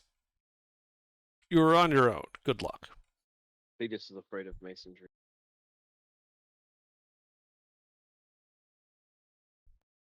Ah, the Gilbert has returned. Can you hear us, Gilbert? Com check? Can you guys hear me? I hear you. Do you hear me?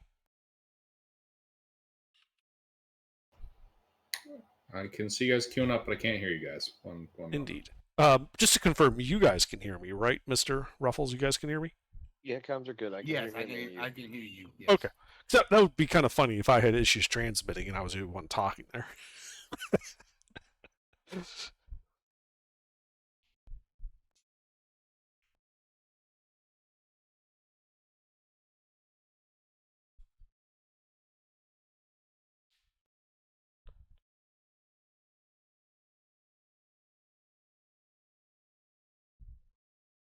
I'll just put a message in chat too, so that he knows we can hear him.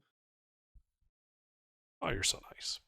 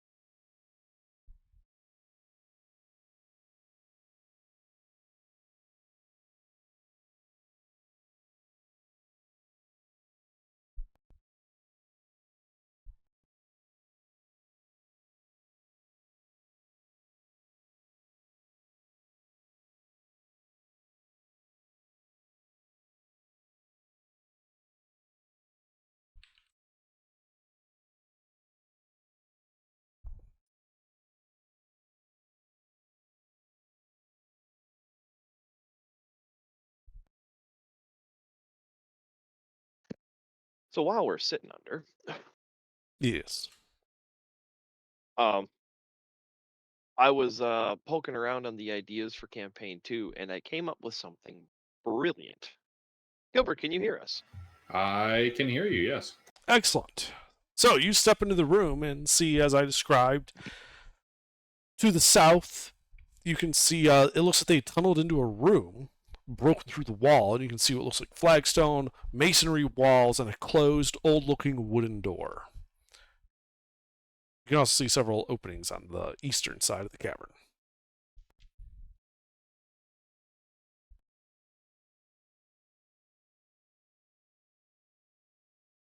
All right, let's keep going. I'll have to check out what's around that first bend. All right. So you go around to that first bend, and from what you can tell, let's see, that would put you there. It's a winding, carved tunnel, 5, 10, 15, about 25 or so feet long before it looks like it opens up into a room. Off in the distance, let's see, it'd be 30, 35, 40, 60. Just beyond the edge of your dark vision, you can see what looks to be a faint light.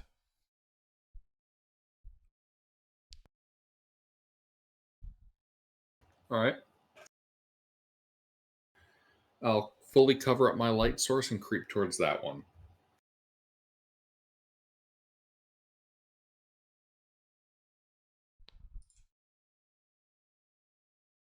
Okay. Give me a stealth check as you creep forward, then. Is the party going with you?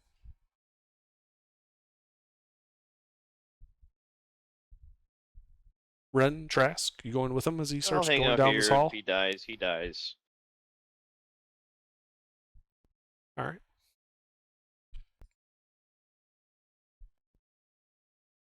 If he does, he does. All right, so you start creeping down this hallway. And as you get closer, you can begin to kind of make out that it looks like there are some faintly glowing, yes, and growing, I suppose, mushrooms off in the distance. This wide cavern has a couple of escarpments, one to the north, one to the south. You notice that the ceiling starts to get taller as you get down here. As it widens out left and right, it also gets taller, and it's maybe 30 feet tall in the center, kind of like a cavernous arch. Give me a moment, I'll update the map for you.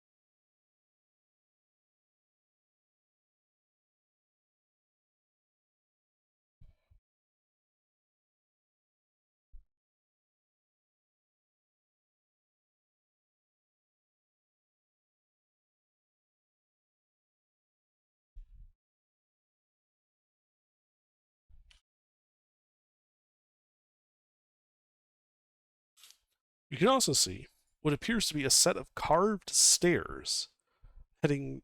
Actually, no, you wouldn't be able to see those. Hold on. You don't see that. Never mind. His spider sense is tingling. There's stairs about.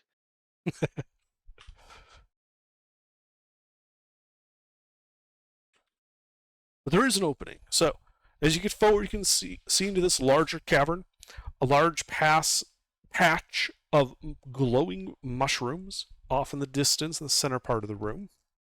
To the south, up the escarpment, you can see what appears to be an opening in the southern wall. To the north, just more rocks. Close by, on like your left foot is almost touching it, appears to be just like a blanket of like cave moss. And off in the distance, it looks like that's what the mushrooms are growing out of.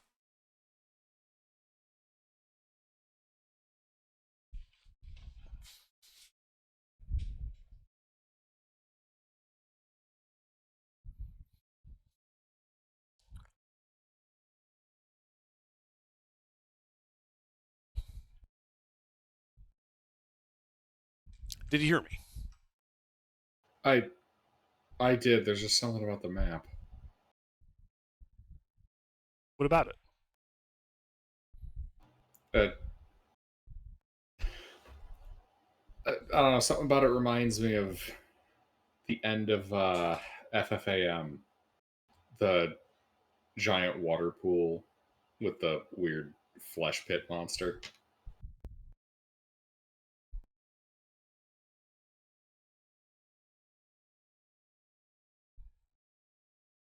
It doesn't matter. Just Sorry, don't recall. Don't recall. It nearly fucking killed me 5 times. Um, That particular incident, I mean. Oh wait, no. Are you talking about the Temple of Crushing Wave? Maybe. It was the final dungeon before the Nagpa.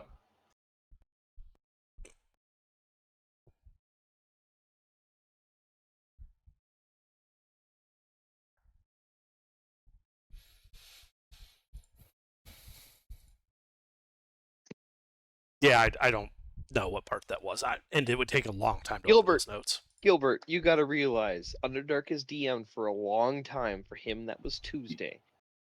Yeah, I know, Ruffles. I could probably figure out what he's talking about if I was to open up the FFAM notes, but that would actually require me to close the Shielded Lands notes in Realmworks. I don't want to do that. Yeah, it's not the same map. It's just there's a certain visual similarity there that just. Well, sure, it's a Dyson Logos map, so. Exactly. There's just a moment there where I'm getting like fucking flashbacks. Yeah, we'll creep that way towards the fun. There's no pool in the middle, is there? No, it looks like it's cave moss. Like that's the medium they're growing out of. Oh yeah, there's no way that's gonna be predatory. We'll head that way. Okay. So you start walking over there. You can see more than Escarpment to the south, to the north.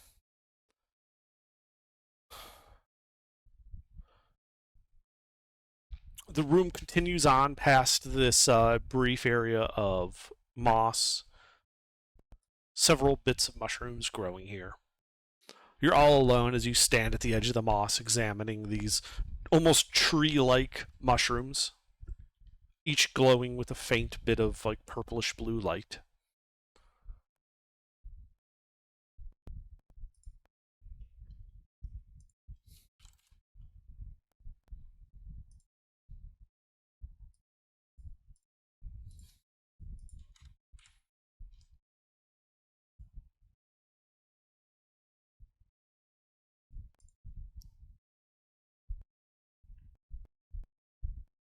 You know, Festus is a curious individual. He's gonna go scoping through this place.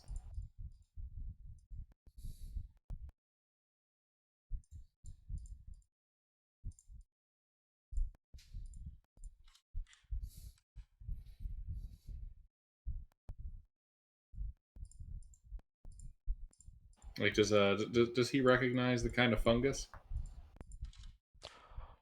And Make a moss? nature check.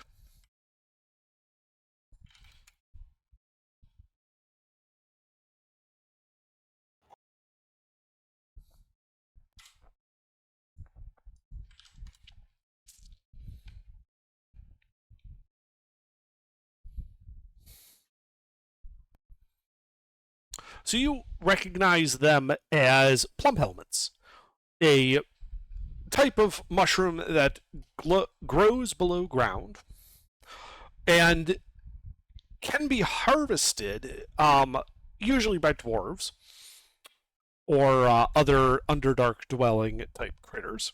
And while it's not wood, it shares many of the same properties of wood, being somewhat easy to build stuff out of. It has a lot more flex to it than metal or stone does, and it can be used as like a wood substitute. It is unusual that they are glowing. They don't normally glow. All right. Ooh. What's in that northern alcove over in the north upper right corner? Well, as you're standing there, kind of looking at the escarpment, it looks like several boxes or cabinets. How big are these tiles? 5-foot squares. Okay. It's just that they're up like 3 feet up that escarpment, and you're a halfling, so it's hard to see the floor. We're gonna scurry up. Okay, so you start making your way, just going directly towards them. Yeah, cautious like, but yeah. Okay. What's your passive perception? 15. Okay, so as you start kind of crossing this moss to get over to the escarpment, scurry up over there, you do notice you finally figure out why the mushrooms are glowing. And you notice it because the glowing bits begin to move and undulate as little bits of slime begin to ooze down the stalks of the plum helmets and starts moving towards you. You should roll initiative.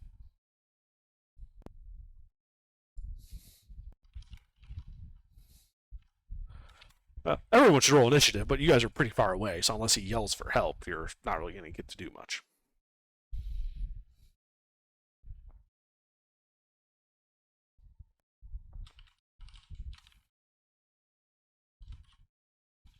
I fucking hit H instead of L. That is a 4 under dark.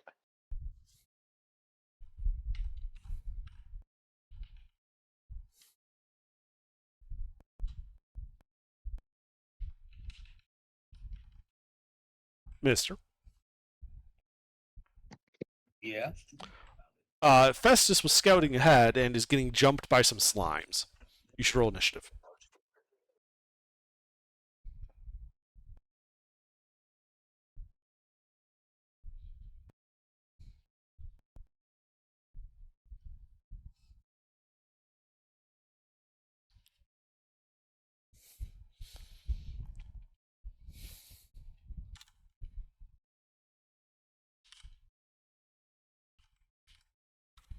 Alright, Festus, well, what do you do as you see these slimes, slightly and faintly glowing, leave their nests in the plump helmets and begin moving towards you?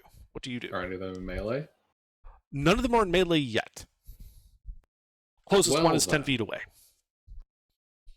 I practice the halfling art of scoot real quick back to the party. Okay, how much movement speed you got? 50 feet. Okay, so it's 5, 10, 15, 20, 30, 30, 40, 45, 50. 50 feet would put you just inside that narrow cavern on the left. You are 5, 10, 15, about 20 feet from the party. You can clearly see them. All right. I'll just stage whisper to the rest of the party. Guys, there are slimes. They're gonna get me. Maybe. I don't know how quick they are. Get over here. That's all I got. All right. Well, as in response to your whispering, you look behind you, I would presume, to see how close they in fact are getting. As you can see, what look to be 3 of them kind of scooting across the ground towards you and are now 30 feet away. Trask, what do you do?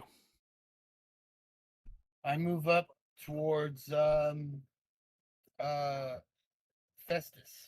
All right, that's 20 feet of movement. You can see 3 slimes moving and undulating along the ground towards you guys. They are 30 feet away. 30 feet? I'm Yes. going to blast one. With what? Ray of Frost. All right, roll to hit.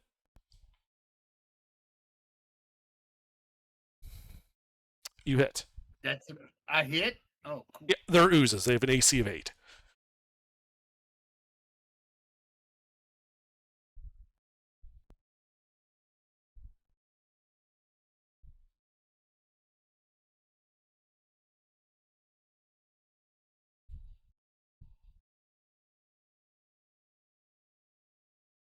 Seven points of cold damage. Okay. That's all I got. All right. Ren, what do you do? Oh. Well, move up and see what everybody's talking about. Okay.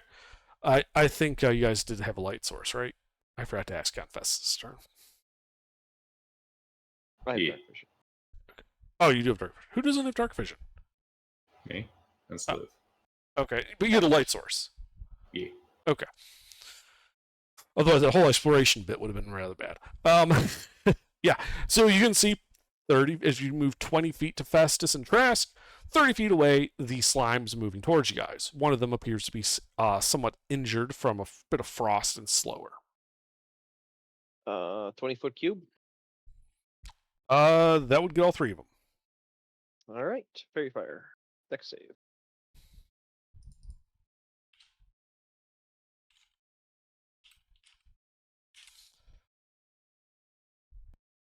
Uh, 13 is my DC. Oh, good. The one that got slowed. What are the other ones glowing? What color? What color is the mushroom glow? A bluish purple color. A bluish purple. Okay. You guys notice no change in their glowing. Gave him active camo. Anything else? Nope, that'll be it. All right. Festus.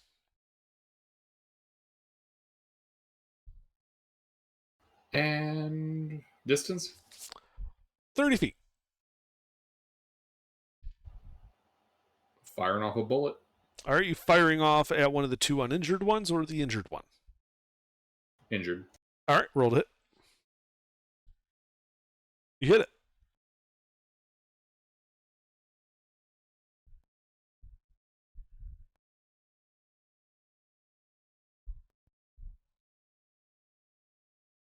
Six points of bludgeoning.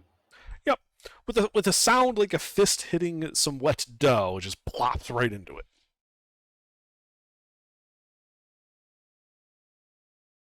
Did it look at all effective? Yes, it did injure it. Alrighty. Anything else? No. All right. On their turn, 2 of the slimes scoot 20 feet closer. The other does not move. Trask. 2 of them are now 10 feet from you. The one you hit before didn't move at all and is still 30 feet away. I am going to hit one with my whip. And Okay. when I hit him, and if I hit him, Well, roll to hit.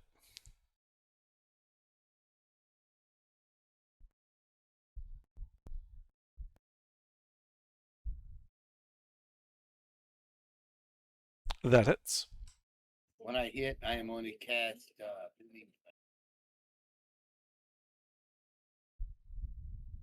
You're going to cast what? Booming Blade. Yeah. Ah, okay.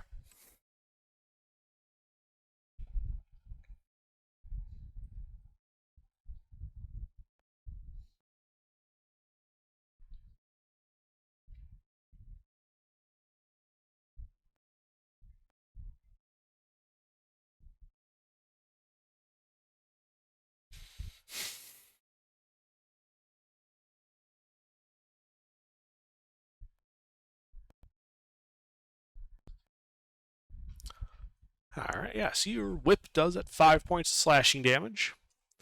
As your whip hits it, it cuts the jelly in half. And you notice that both of them are roughly half the size of the original. And they have like that fuzziness about them from Booming Blade, both of them do. But it would appear that other than splitting it in half, it took no damage from the whip.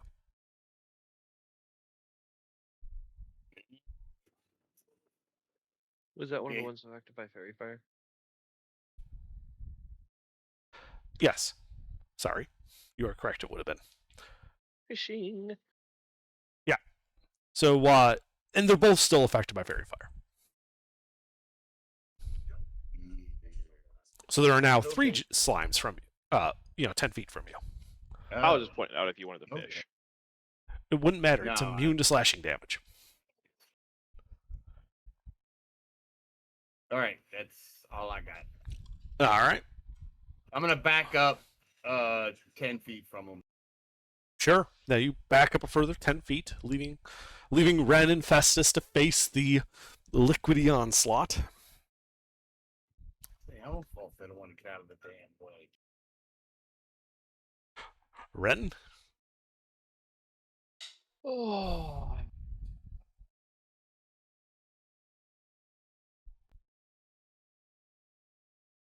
Let's see. There any environmental just trying to think, because they're immune to slashing. They're probably not too picky about piercing either. Usually go hand in hand with those. So I'm going to see, is there any large rocks overhead I can dislodge and fall on them? Make a perception check.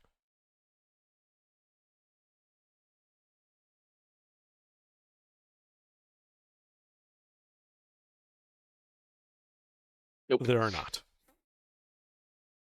There's not even a ceiling. Oh, there is, and it's getting closer quite rapidly. Festus, where did you get those mushrooms you put in the soup? Not from here. All right. I will back up 20 feet. Okay, that would basically put you back at the entrance to the Sturge area. Back up 19 feet. I'm giving you a general description of where you are so that you have a concept of what you're looking down.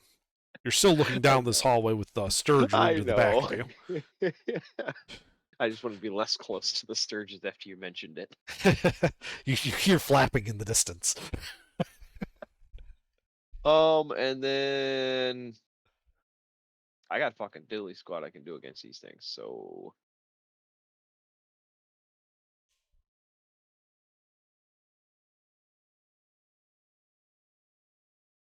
I'm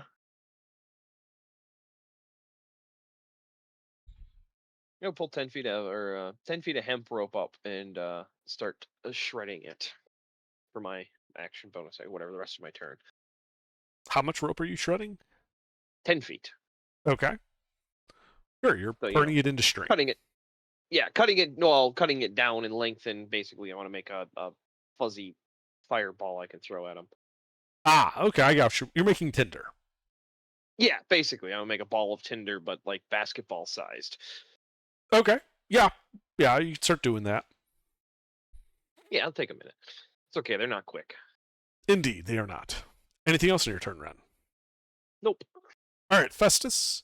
There are 3 slimes 10 feet away from you, one 20 feet away that you hit previously and is injured. What do you do?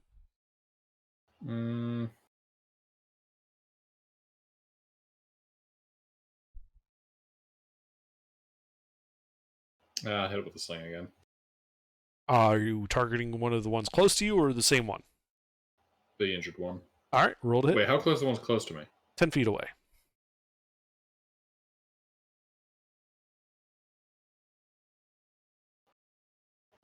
Yeah, I'll hit it with that one with the sling. All right, rolled it. Hit.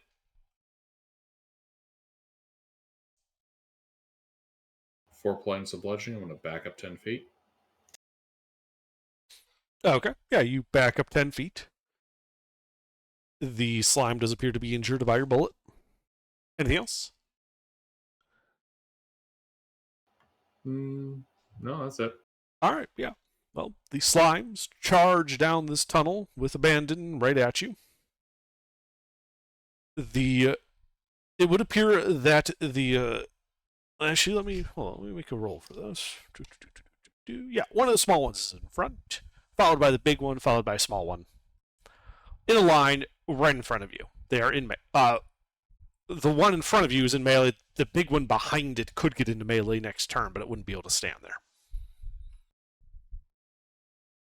The space in front of you is glowing. You can no longer see the one you've been hitting.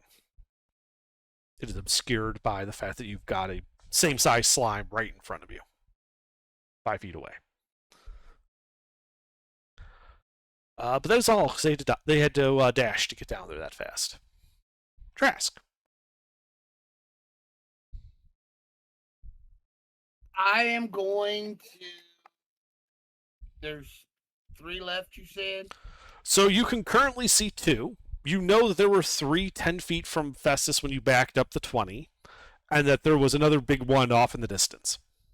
Okay, well, I can see 2, so I'm going to Yep. twin cast Ray of Frost and hit both of them. All right, roll to hit twice.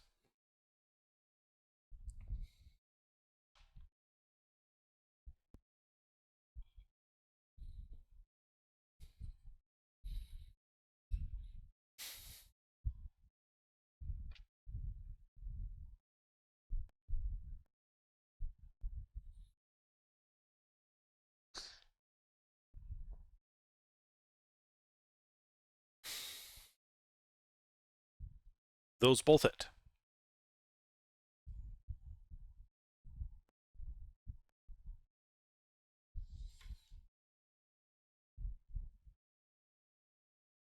One for 2 and 1 for 8. All right, yeah, as you cause some damage to both of them appearing to be slowed down by the blast of cold. And that's all I got. All right. Ren. Oh! I continue pretending to be a cat. I'm not Do I sure what have- you mean by that. Do I have my ball of yarn made yet? Let's see. Probably would have taken you 6 seconds just to shred them, and probably another 6 seconds to gather them up and do like a usable bit of like a ball. So I'm going to say at the end of this turn, you'll be done with it. Okie dokie. I continue pretending to be a cat. And I back up 5 more feet.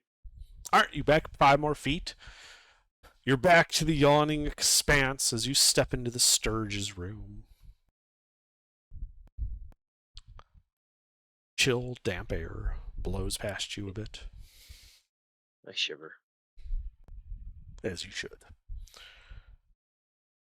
That's it for me. All right, Festus.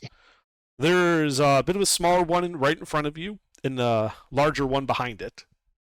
Both of them injured from that ray of frost. What do you do? How close are they? 0 and 5. All right. Ranged attack on the one closest. All right, roll to hit. It's a flat roll because you would have normally have had advantage, but you lose it because ranged attack and melee.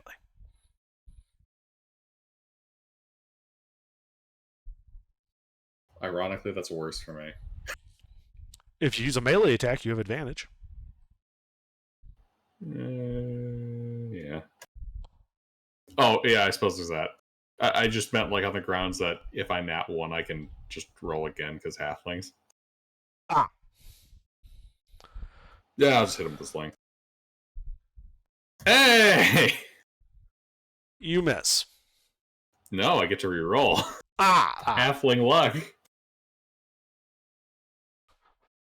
Proceeds to immediately roll another nat 1. Which means I get to re-roll. All right, 18 hits.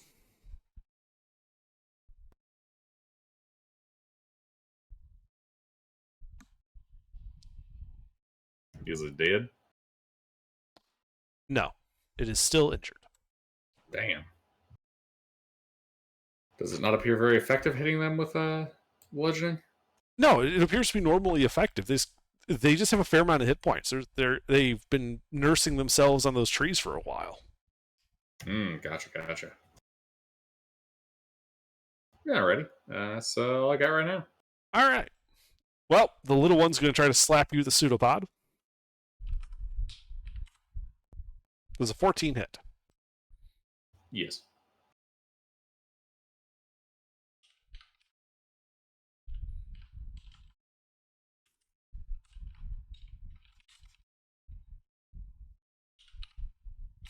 So it hits you for 5 points of bludgeoning and 4 points of acid damage. Then the bigger one tries to slap you with a pseudopod.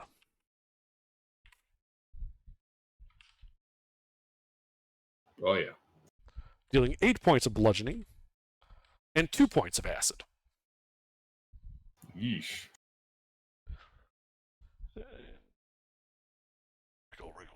Wriggle.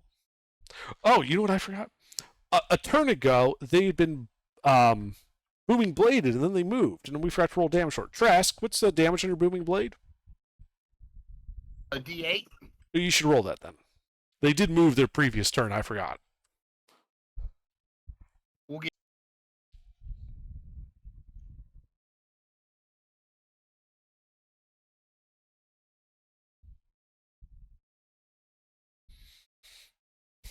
Or 4 points of thunder damage. Okay.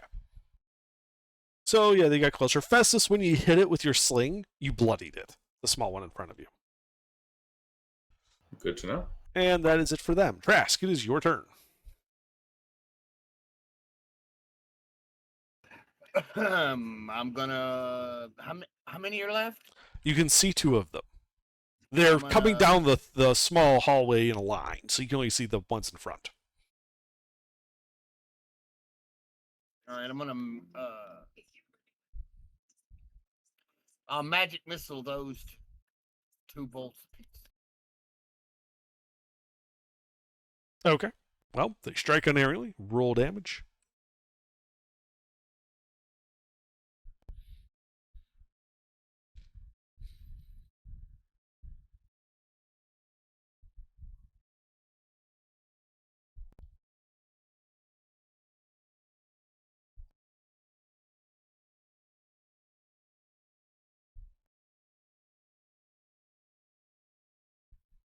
Just double checking the.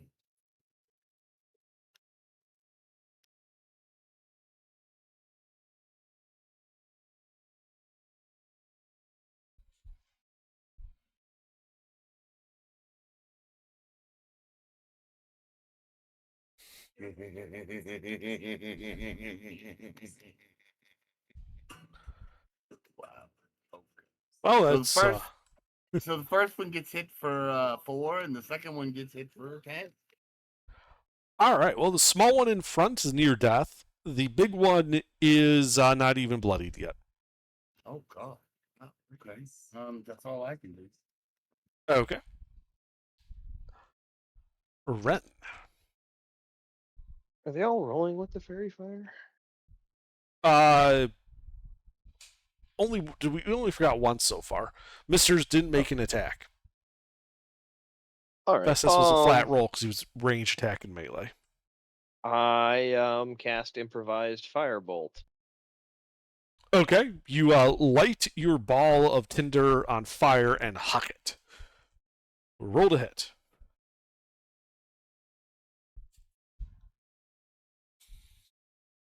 Almost. It lands smoldering on the ground next to Festus. Rolls forward a little bit and rests against the jelly, doing no effective damage yet.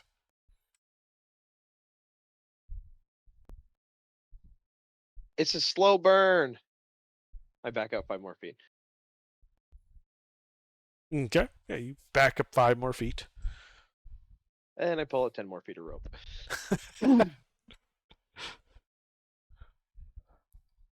That's it for me.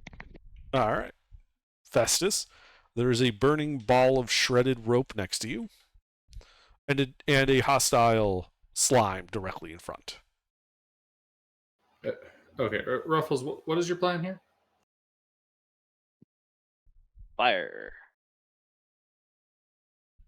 I don't have a plan. Okay, good to know.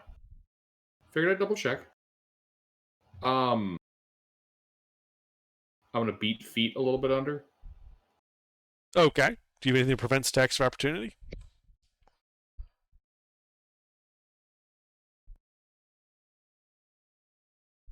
No. Okay. So how far are you retreating as they try to slap you as you retreat? First, just out of melee range, and I'll be back up further. Okay. So you take a step back. They try to slap you.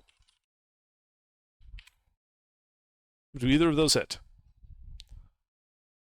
No. All right. They miss you. And you are now out of melee. Yeah, fire off a sling. All right. At the small near death one or the injured big Small one? near death one. All right. Roll to hit. Hit.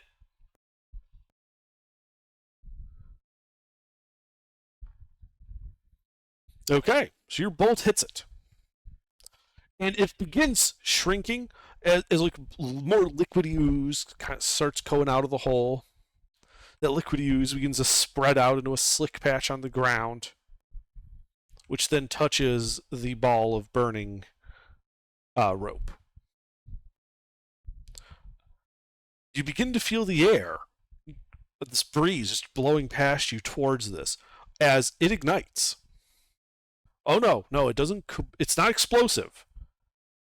But that slime is now on fire, and the big one is now burning. This ball of burning ooze is now standing in the passageway, moving towards you. Good call, Ren. Good call. And Fess is gonna beat feet. Okay. 15 feet. All right. Yeah, you back up 15 feet, getting just in front of Ren, but behind Trask.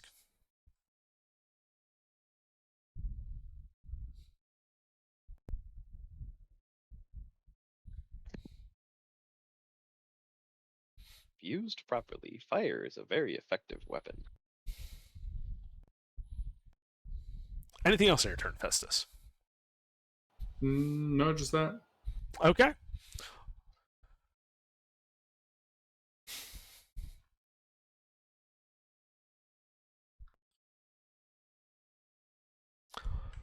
So the large slime begins scooting, just kind of absorbing and smothering your burning rope. As this entire burning slime moves right to the end and is starting to like unsqueeze itself, it is entirely aflame. It looks as if the fire was especially effective against it. It is bloodied as it gets into melee with Trask. You can just feel the heat coming off of it, Trask. It smells quite pleasant, actually. Think like burning sandalwood.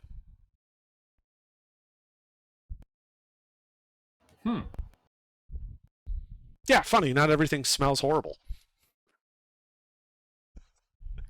Yeah. That's quite nice. We must collect to sell as incense. Trask, it is your turn. This is not good. The flaming ooze that smells nice is right in front of you. Towering over you as it is in fact a large creature. It's just you cut one in half, so that's why they were smaller.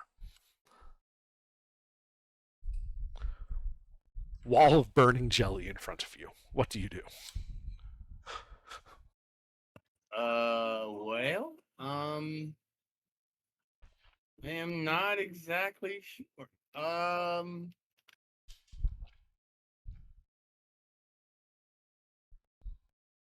First I want to get away from this thing, I guess.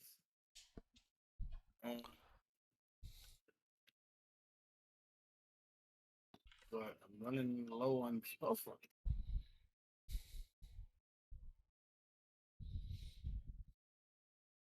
Like really low. I'm gonna try to back away from this thing. Okay. Do you have anything that prevents it from making an attack for opportunity? I do not. Then it's going to try to slap you. Does a 23 hit you? Fuck yeah. So it slaps you for 8 points of bludgeoning damage, 3 points of acid damage, and 1 point of fire damage.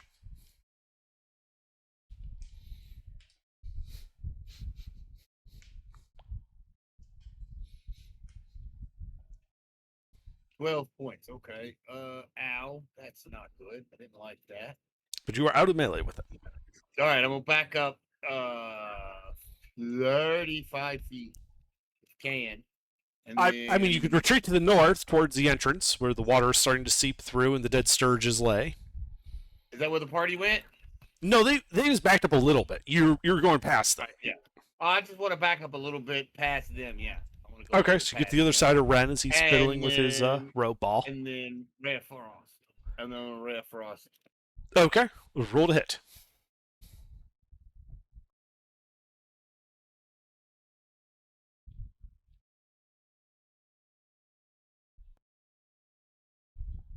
That hits.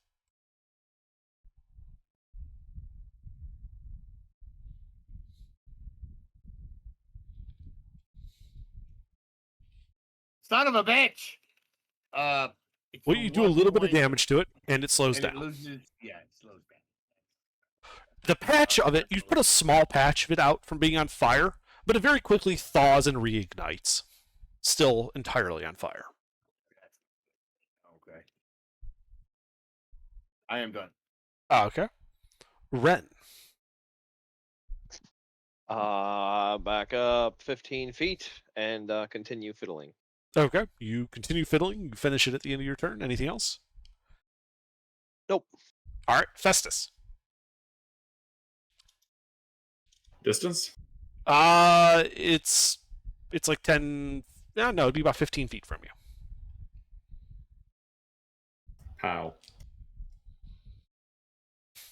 You're gonna run up and punch it? No, sling. Okay.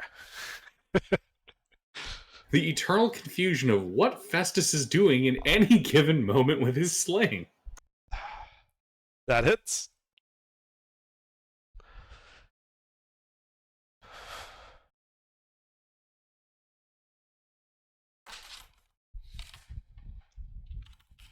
All right. It is badly injured. Anything else? Nope. All right. Well, at the start of its turn, it burns some more, which is especially effective. It is now near death. And then it can't move because it only has 10 feet of movement speed. Ray of Frost removes 10 feet of movement.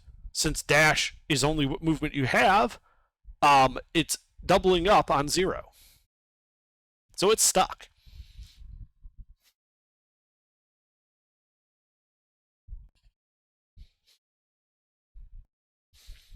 Trask, your turn.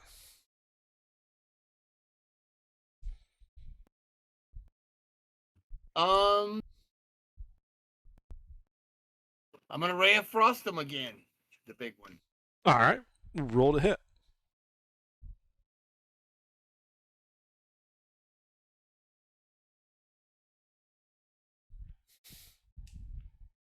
Hit.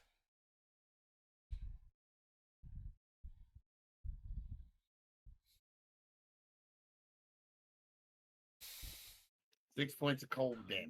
All right, yeah, you Cold. blast it with this cold damage. Fluid begins to leak out of it. As it slowly deflates.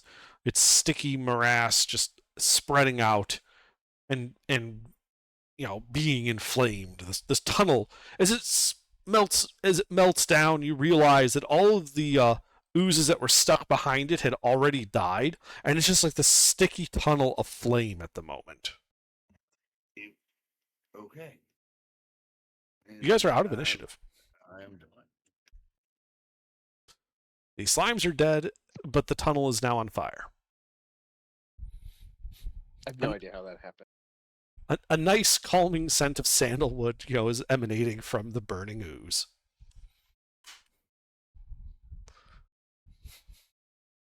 Yeah, I Starting to wish we took our short rest now.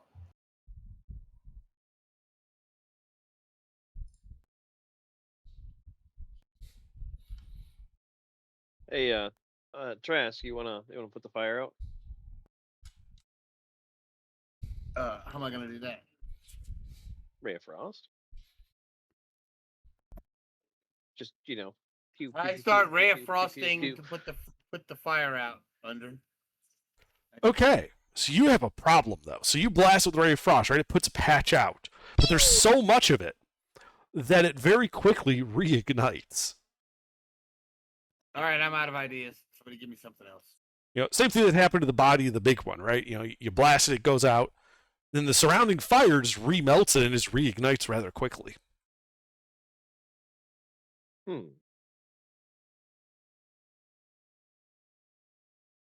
This is an interesting material.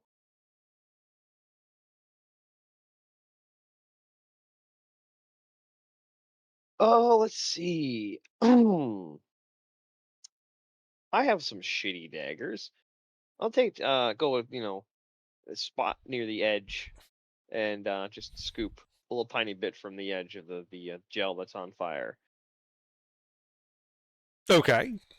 Like you're scooping it, what, just separating it on the ground? Well, I mean, if it doesn't stick to the dagger, then yeah, I just break it apart, pull it away. Okay, well, I wasn't sure what you were trying to go with.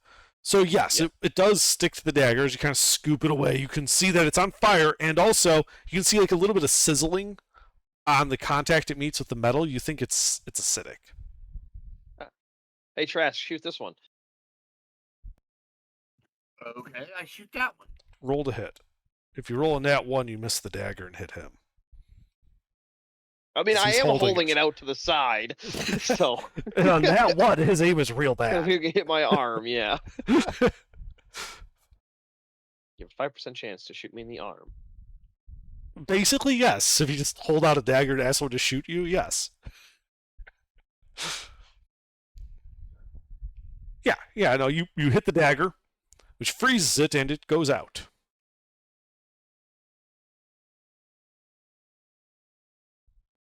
All right, I toss that to Fetus. You're the nature man. To who?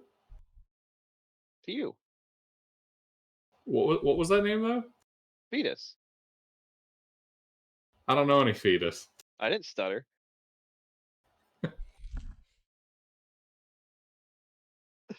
And I go get, with my other shitty dagger, get another bit, same fashion, Mm-hmm. and then rinse and repeat with Trask. Sure. Trask, another attack roll, unless you're refusing to do it. We're just making sure you don't nat 1 it.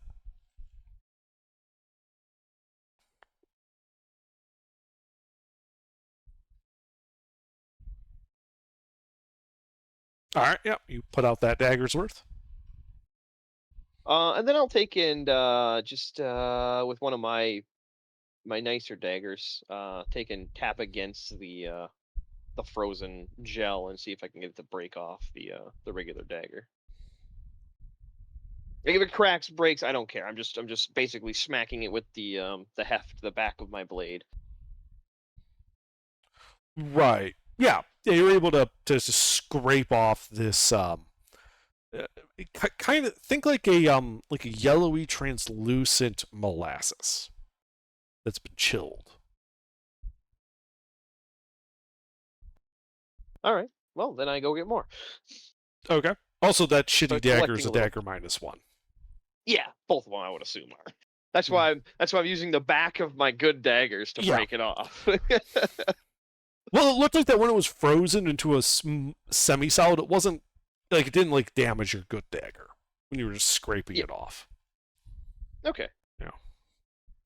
It's worse when it's liquidy and can like get into all the pores and stuff.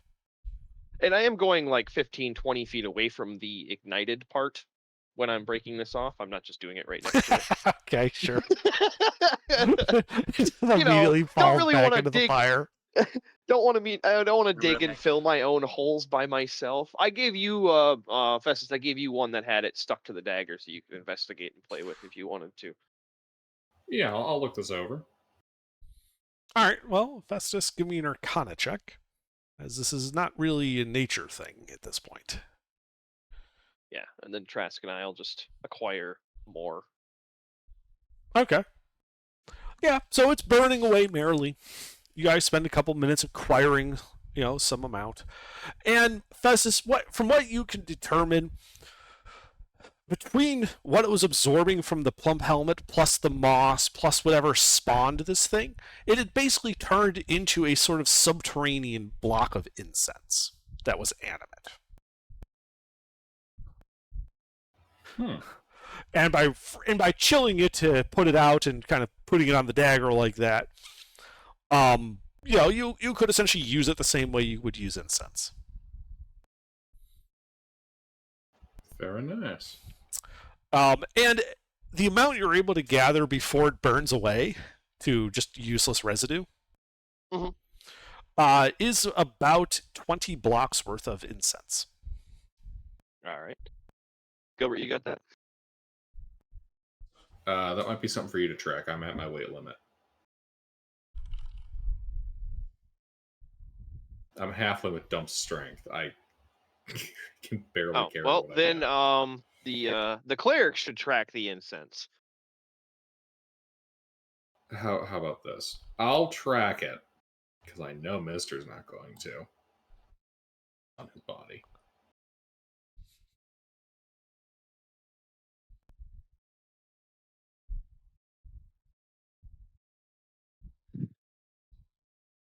Mister, you got that?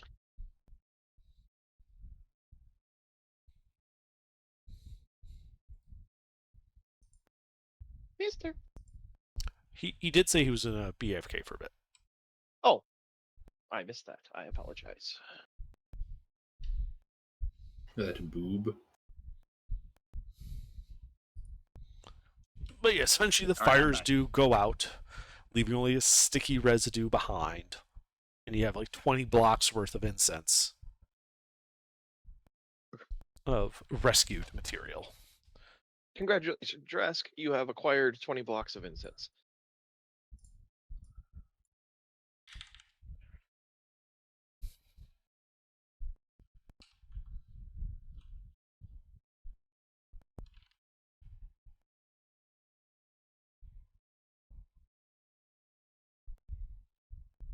I'm just going to leave that dagger behind. Well, both daggers at this point are effectively destroyed by the acid. They are no longer effective as daggers. Woohoo! Two When- more pounds of stuff. Yeah, when mundane equipment reaches -5, it is effectively destroyed.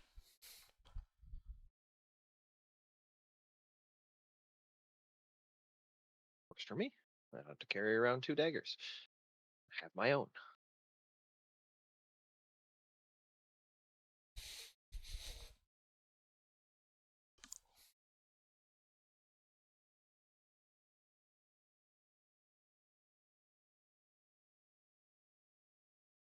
But do you have that on your sheet, mister?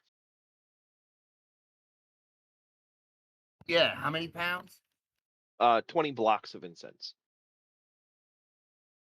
I believe they're a pound each. Pound or half pound? I don't remember.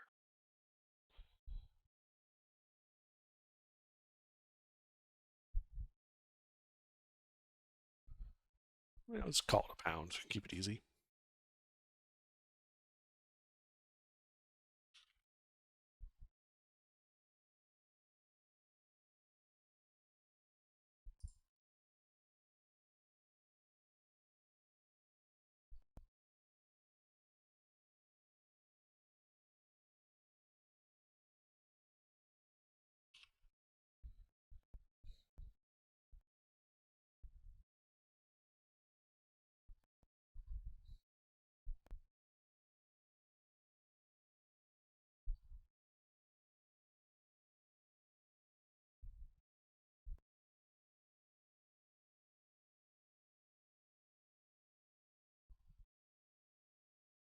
No, it doesn't have a weight. Oh, really? Yeah, it's a null item. It Yeah. doesn't have a cost either. No, it should Just be get like it for gold free. each. Oh well, this is D&D Beyond, so who knows how back. Yeah, just call it a gold. Say it's worth a gold each. Basic rules 2014. So Yeah, well, I'm telling you as a DM, it's worth a gold each. Woohoo! 20 gold.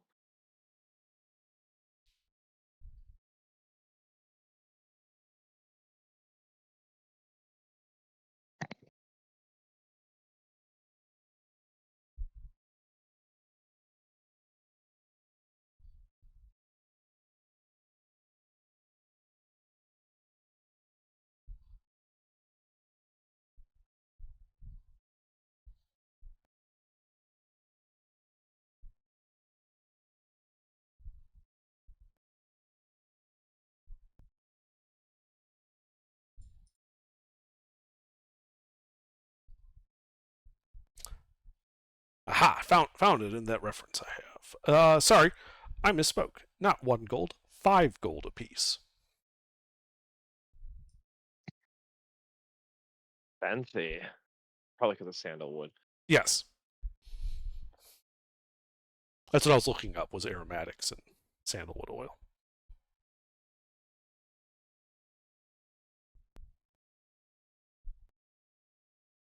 You get that, mister, to write it down?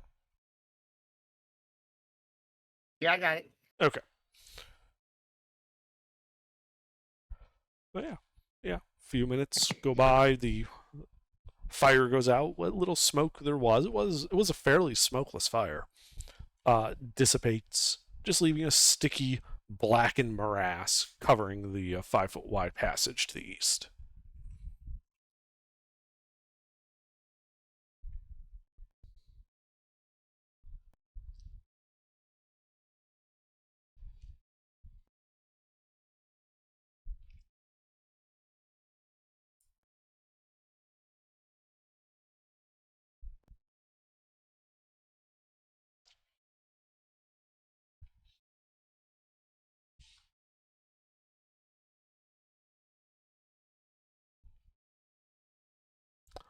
So, what do you guys do now?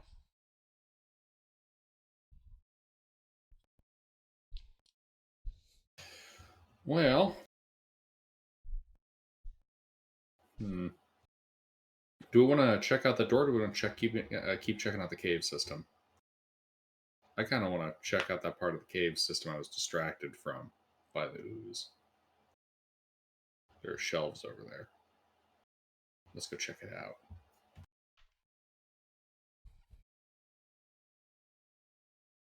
Okay, is that what you do? Yes. All right. Well, you make your way over there. You notice that the plump helmets are not glowing anymore. But you quickly scurry up the escarpment. You can see a small 5-foot wide narrowing passage leading east.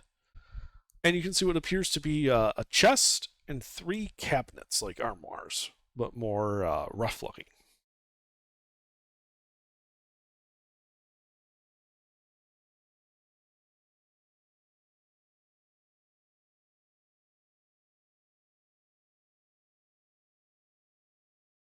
What's inside them?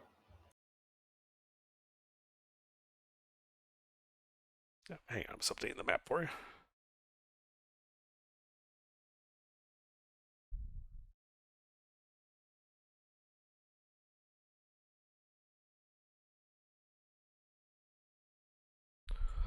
Well, which one do you open first?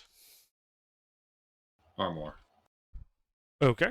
Left, middle, or right? Left.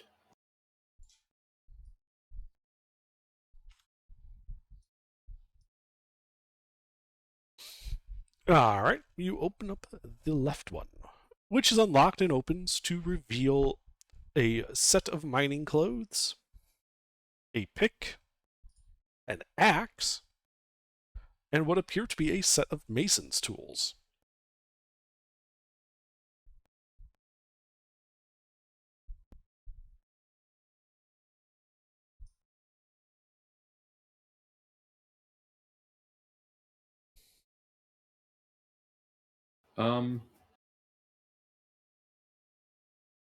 Any of you guys want this stuff? Is that magic? You don't see any magic in it. Like, nothing's immediately obviously magical.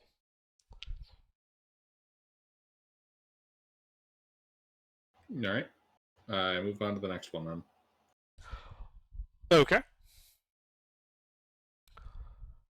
You open it.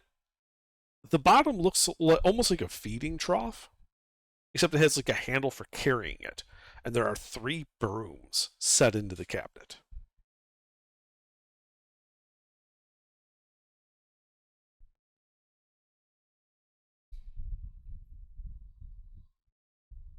Brooms.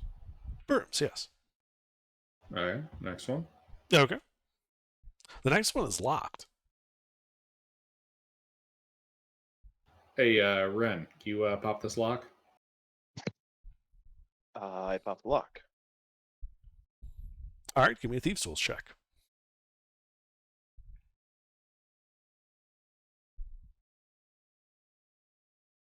The lock remains unfazed.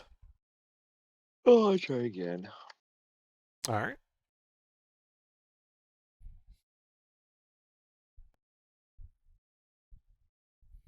Again, the lock remains unfazed.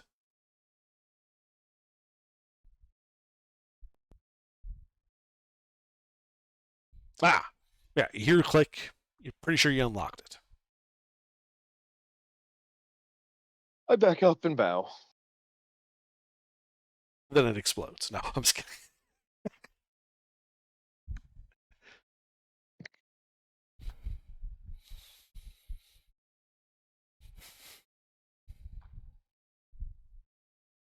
No. All right. I'll pop it open. Okay. You pop it open, revealing inside. It's like double doored, right? So on the right door, you notice this first, is a warhammer. Appears to just be a standard dwarvish make. Hanging in the cabinet itself looks to be a suit of plate mail. And on the inside of the left door is a piece of parchment with writing in dwarvish on it, like tacked in there. Do any of you speak or read dwarvish? Nope.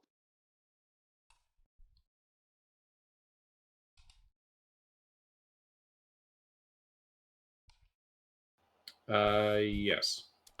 Ah. Well, then this piece of parchment says, in case of slime infestation, do not use axes, hammers only. Do not ignite.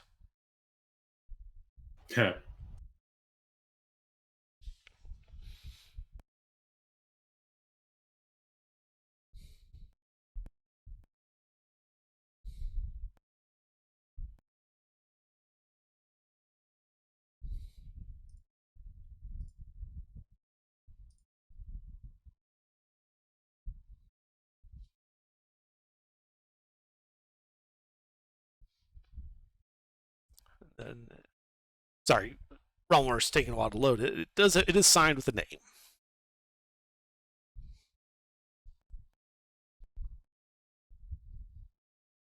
Tim. No, not this time.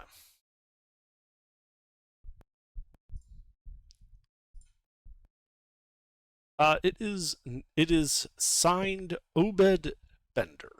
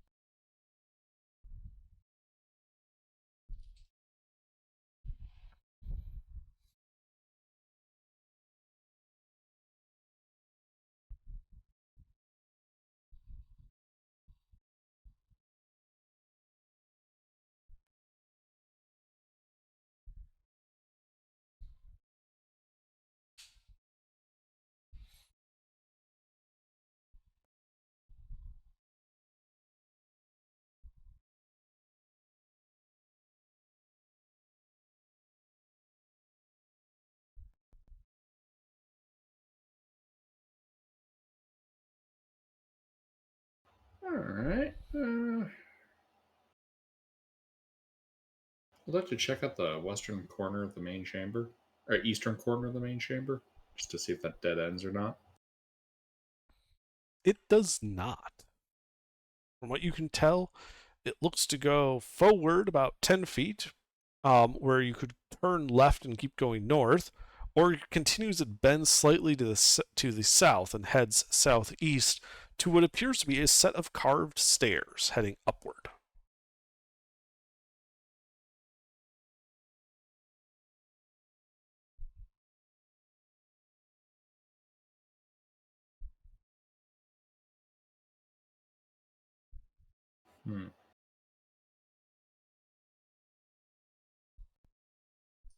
Okay. We'll check out that side passage then next to the armoires.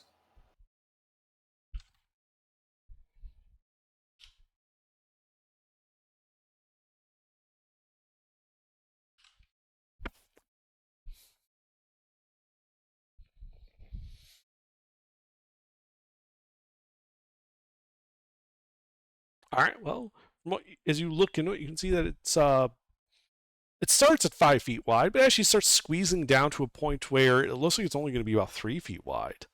And from the entrance goes 5, 10, 15, 20 feet before a bend moves it out of sight, moving towards the east generally.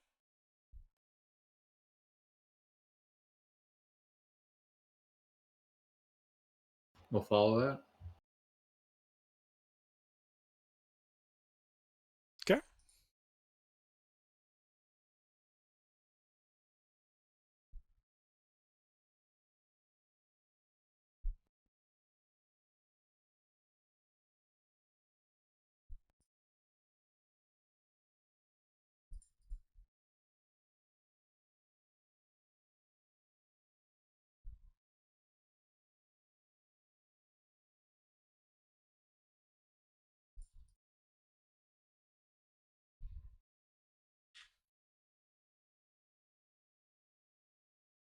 So it goes 5, 10, 15, 20, 25, 30, 35, 40. About 45 feet as it moves east and then north and east again, up to what appears to be a set of carved steps descending. Looks like they go about 5 feet down. More corridor beyond it. All right, we'll follow that. Okay. Is a party with you or are you alone? If he dies, he dies. What the fuck are you guys doing then? Waiting for you. Well, follow along. Come on. How does the grass taste, little man? You're gonna taste the grass if you don't hurry up. Come on. I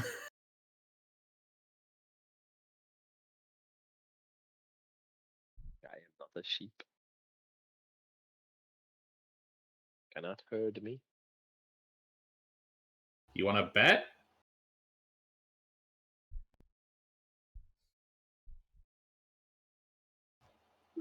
Festus pulls up a coin purse and jingles it slightly.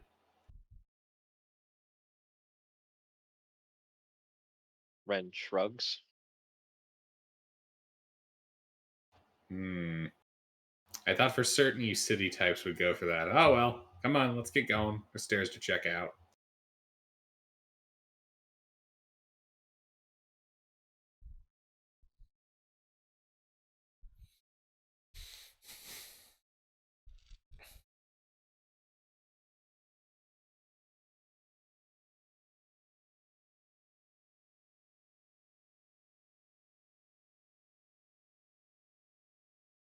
I eventually follow.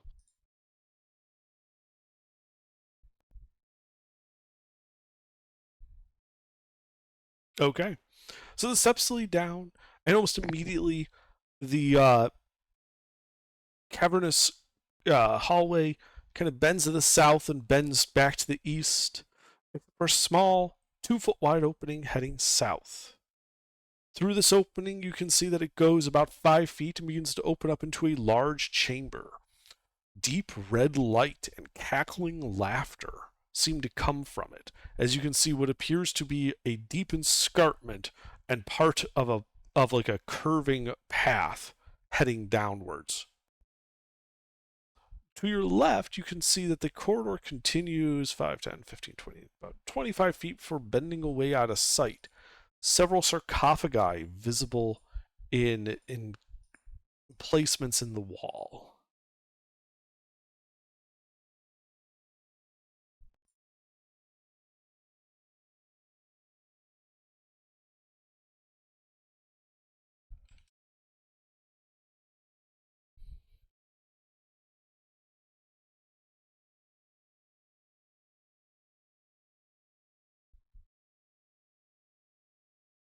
Hang on one moment. Secondary thing here.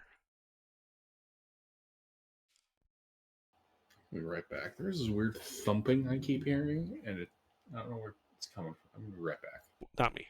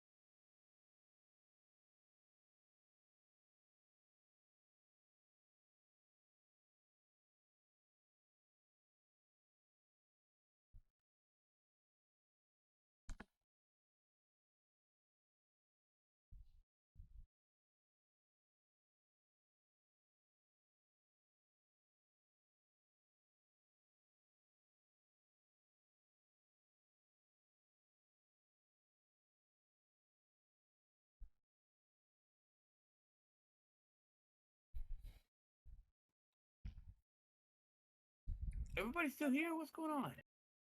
I'm here. Gilbert said he would be right back, and you guys were seemingly dependent on him to be your front man scouting, so we were waiting for him to get back. Oh, Yeah. okay. Oh, okay. Gilbert's point, man. I mean, the pair of you could go forward if you want. Good, but we won't. But Oh, come on. What are the chances that there's a dragon in there? 50-50. less than none. So I mean, more than none. So that's enough for me.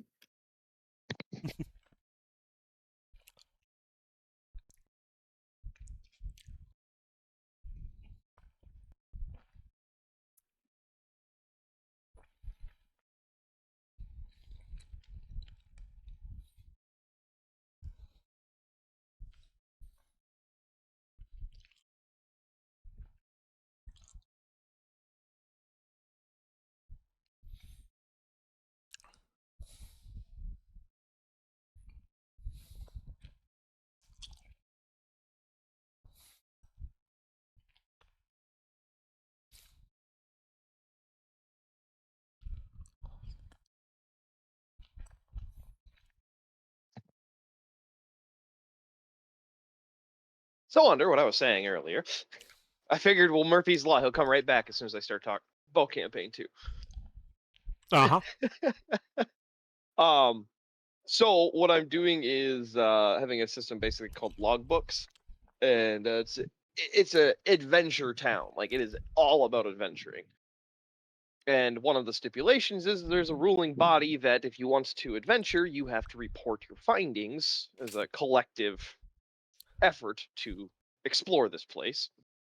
And so logbooks is basically my quest log, but the thing that I thought up is you guys aren't the only adventuring party. So you might see a couple of different things, go do one, and you come back, and one of the things that you wanted to do also is already done. Uh huh.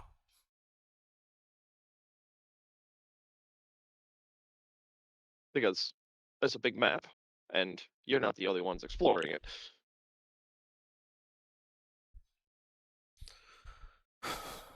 Yeah. Yeah. Makes sense. Well, and it's also a fun way to show like the dynamic of the world and the growth of the discovery of the continent. I'm back. Welcome back. What about discoveries of a continent? Campaign 2 stuff for my setting. Since you were gone. Gotcha. Well, Yeah. I still hear the fucking bumping. I don't know what's causing it. Wherever I am, it's on the opposite side of the room.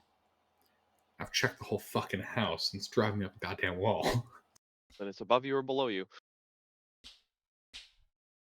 Fuck off, you smart ass. No, it's much bassier.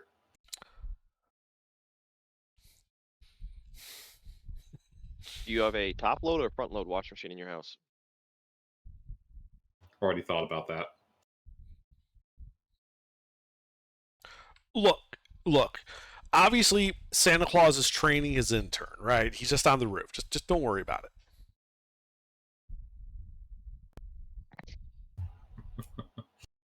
So you go down the stairs and you come to this intersection. To your left, the corridor curves towards the south. You can see 4 alcoves, 3 of which contain sarcophagi, the other the detritus of mining. To the south, through a small 2-foot wide opening, after 5 feet, a larger chamber filled with dark red light. A spiraling passage kind of curves down where you can see sort of the near escarpment and the far escarpment, and like the curve and the far side of the curving passage heading downward. The light gray area is just stuff outside of sight because it's too low for you to see. It is filled with a deep red light, and you can hear like high-pitched cackling laughter coming from it. Okay. Well, I can't not crawl, like army crawl up to the edge and look over. I mean, come on, I'm a halfling. I gotta do it. Okay. Give me a stealth check as you crawl in there.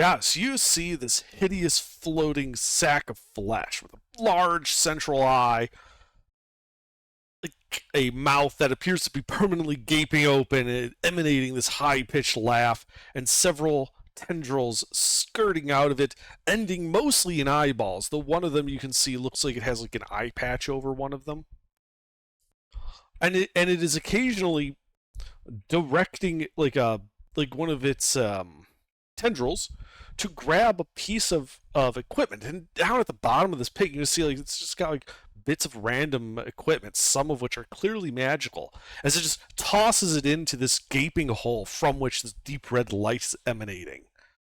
Every time he does so, you hear a like puff and like a low sizzle now that your head's above the corner there, and his laughter continues like ha ha ha ha ha ha. He does not seem to notice you. It's he looks like this.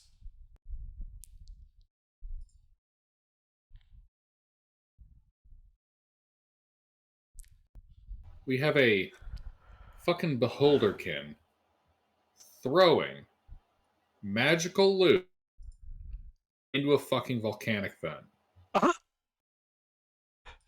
And the if you wait too long, all the loot's gone. And then he's got to find more. Now, under? Uh-huh.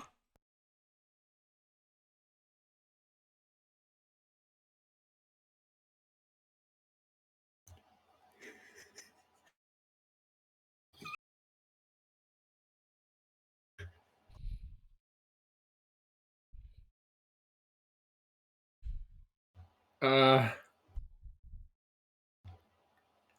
gonna crawl back to the party and tell them what I'm seeing. It's throwing magical loot into a volcanic hole.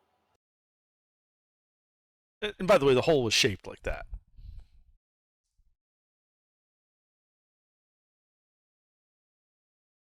Hmm.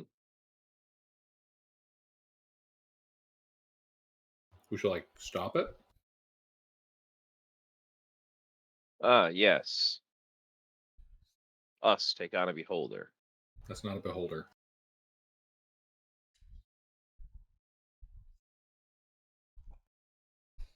Well, what you described to me is a beholder to me. Would we know Let's the differences go between beholders and and take it. beholderkin? Let's go. You would know that there are beholder-like creatures. You don't know anything specific about this one without making an Arcana check. It's pirate beholder. It is a pirate beholder, as one of its eye stalks has an eye patch on it.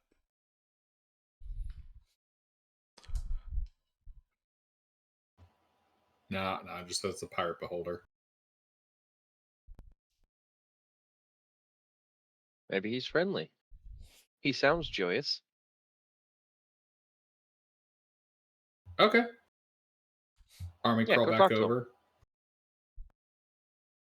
Hey, buddy, what are you doing? What's it look like I'm doing? I'm throwing shit into a hole. Look at that one go. Why are you throwing shit into a hole? It stops for a moment. You ask a lot of questions for a small squishy thing that I could throw in the hole. Tell you what, you bring me more loot to throw in the hole, and I won't throw you in the hole. How about that? I mean, I suppose that seems eminently reasonable. Do you have preferences for the kind of loot you like to throw in holes? Magic loot makes the biggest bang. Interesting sparkle lights.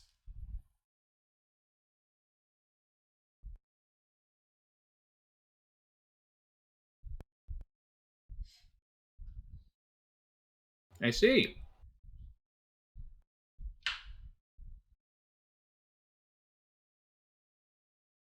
So, You still have magic loot down there? oh yeah. Lots of cool shit down here. Well, it's not this piece. He chucks what looks like a staff of some kind into the hole. Oh, look at that one go. It looks down in the hole.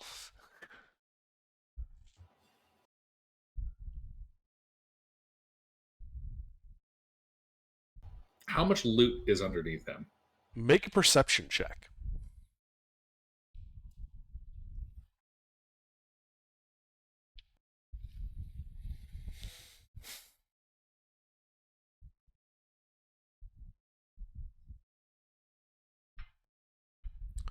So from what you can see, most of what he's got down there is just nice looking scrap.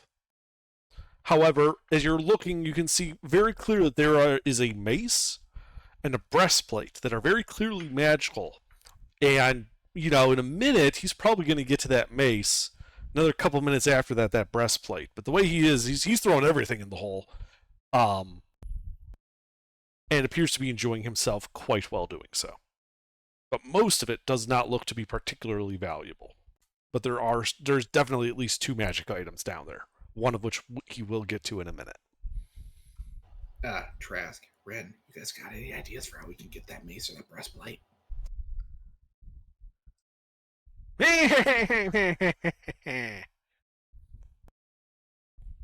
Guys?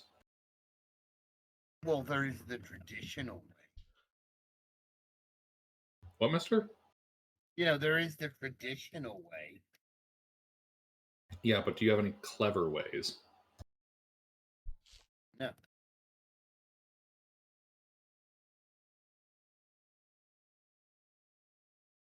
Unless you want to trick him into giving you the stuff.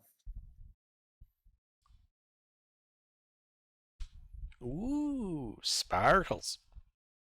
Wait, is he going for one of the magic items? No, he appears to be looking down the hole. From what it looks like, the mace and the breastplate are still in their piles. What do you want to do? You want to go for it? Or How are you doing on resources? talk no jutsu? I have no spell slots. Okay, what do you have that you can do to him? Ray of Frost. Hit him with a whip. With booming blade. That's about all I can do. Fuck it, we ball. I'm gonna hunter's mark his ass. So you just stand up there and begin doing a spell? What? No, I'm staying army crawled on the ground. Okay. Doing a spell. Alright, well, you crawl over there. We'll see if he knows is the magic laser dot sight. I'm gonna say you need to make a stealth check before you can try this if you're trying to like, get the jump on him. Yeah, you get your hunter's mark off.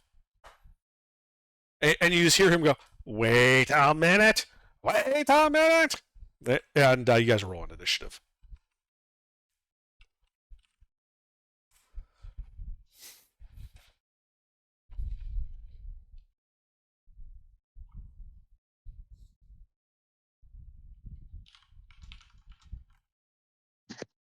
All right, grandma's teeth.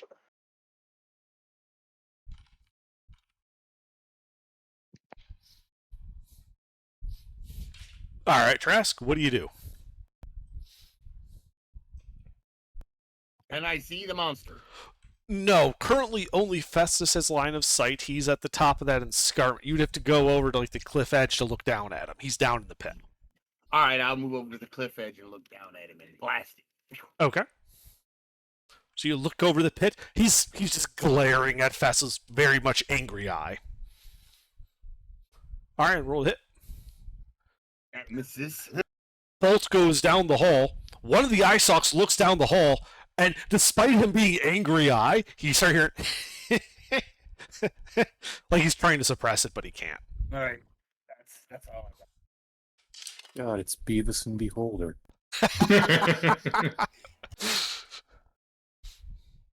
All right, let's see. On its turn.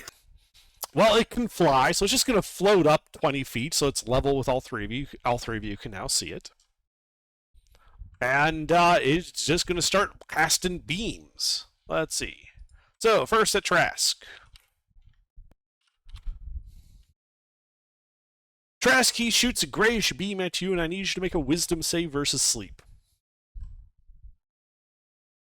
Crap. Oh god. Are we gonna have a repeat of what was that beholder's name again? I hope not. I forget. He was pretty forgettable. I know. Not like when they brought him back as a Death Tyrant. Now that was memorable. Right?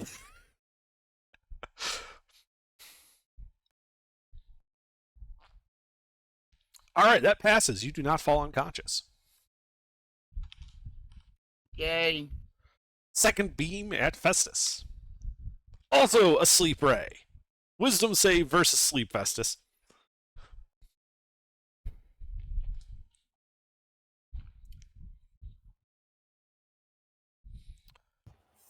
Fuck! So you fall unconscious, which means your concentration on Yep. Hunter's Mark ends. You awaken if you take any damage or if some creature takes an action to wake you up. Like they shake you or something. And the final beam will be directed at Ren. Also, oh no. No, this is a bright violet beam. I need a dex save from Ren. It would have been funny if it was sleep. Yes, it would have been funny. I'm a half elf. Indeed.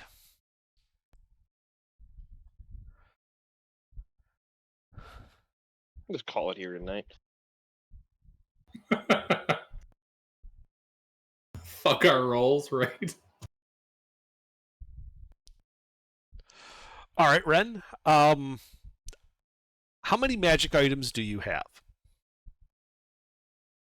None? Oh, okay. That's why we're here for his. Yeah, except that this is the Devour magic ray.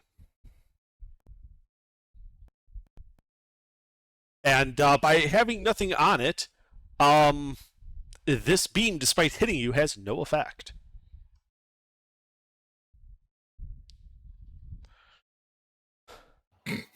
Festus is asleep.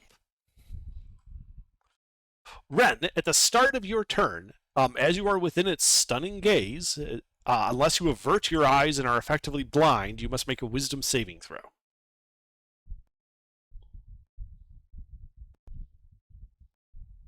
All right, you do not get stunned. What do you do on your turn? Distance? Let's see. He is floating in the air 5, 10, 15, 20 feet from you.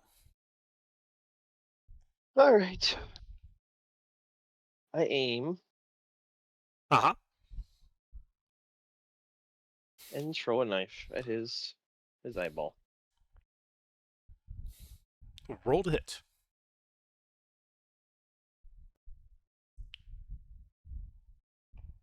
Hit.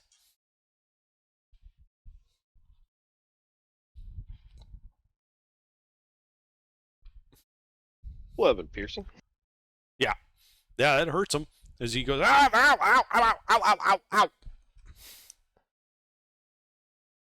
That hurts. You could have been nicer. I was plenty nice. I offered not to kill you. That offer has since expired. Yeah,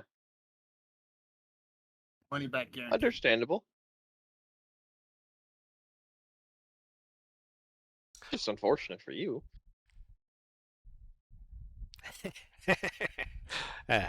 More unfortunate for you, I think.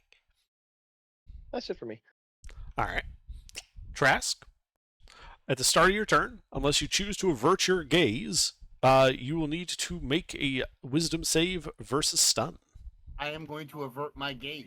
Okay, so you are Towards effectively Festus. blind.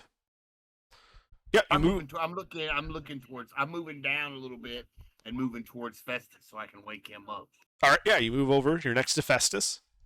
He is And sleeping I'm on the gonna ground. Shake him awake. All right, yeah, you shake him. Uses your action. Festus, you are awake on the ground. Golly. Anything else in your turn, Trask? No, that's it. All right. You just hear the Beholder Kid grumbling. Stupid teamwork. And then he starts casting beams again.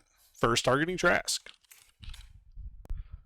Trask, this same violet magic-eating ray is heading towards you. Dex save.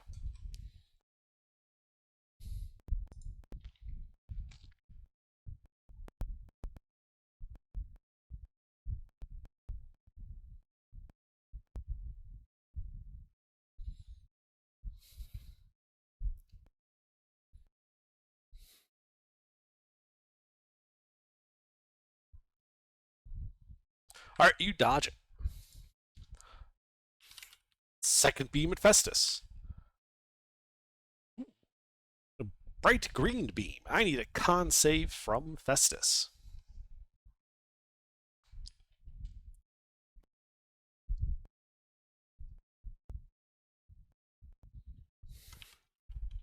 Wait. Hold on. Oh, that's right. Yeah, you can halfling. It's a saving throw. You can halfling luck that.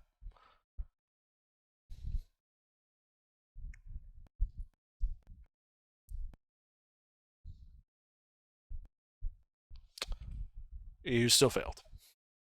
I hate you, Dicebot.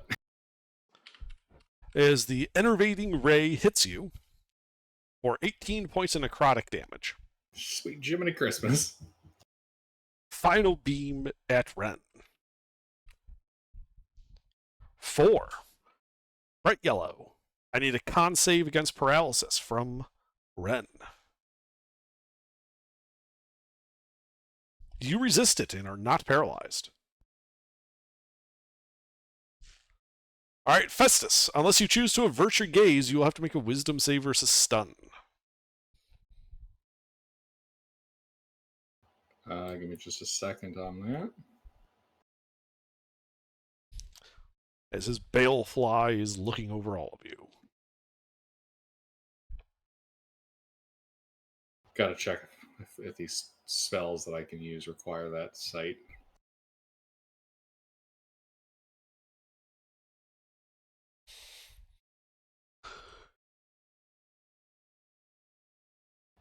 Yeah, I'll avert my gaze. Okay. You avert your gaze, effectively blinding you to him.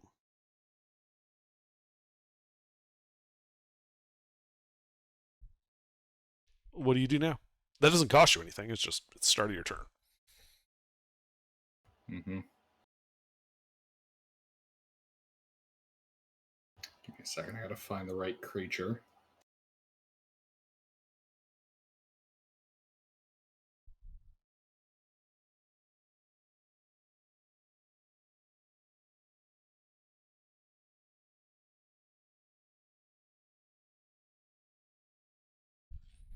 The fuck's the feature? Here it is.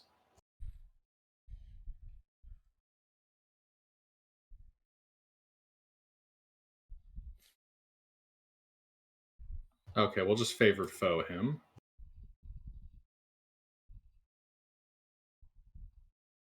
Okay, that doesn't require you to see him. Doesn't look like it. Ah, neat.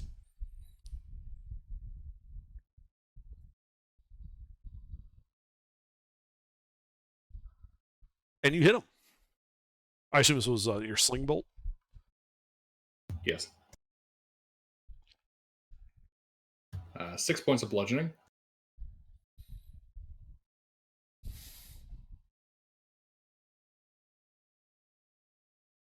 All right, yeah, he is more injured. Anything else? I'm gonna dip around that corner. Like Alright, back so the way you- we came. Yeah, so you stand up and go back through, getting behind Ren. Yeah. Yeah, I'm gonna move as far as I can with that 30 feet of movement to the east, around that side. Oh, around that side. Okay. Sorry, I thought you were going straight back north through the small little No. opening. No, going back and then to the east. Okay, so you stand up, so 5, 10, 15 feet would put you at about like the 2 o'clock position around him. Awesome.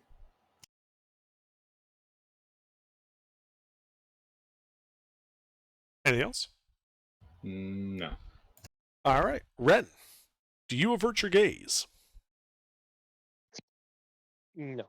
Then you must make a wisdom save versus stun.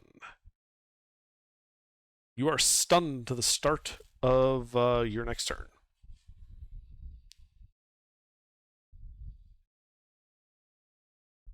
Okay. Trask, do you continue averting your gaze? Yes. All right, what do you do? It's your turn. I'm going to fire in his general direction. Oh, good. Blind fire always works when you've got team members moving around a flank. Excellent.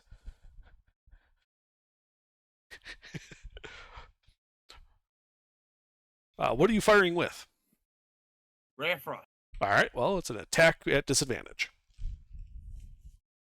You hit him anyway.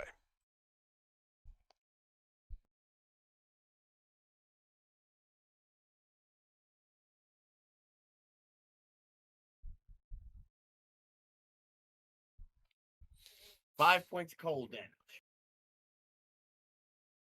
And his speed is reduced by 1. All right. He is bloodied by that.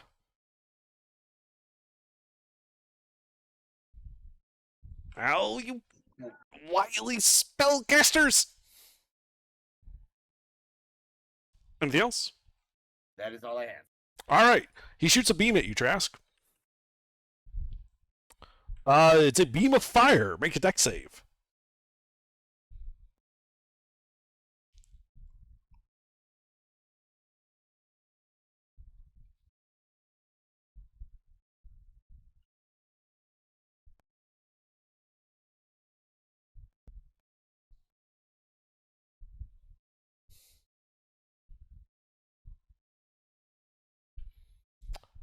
That fails. The beam of fire hits you and deals 31 points of fire damage.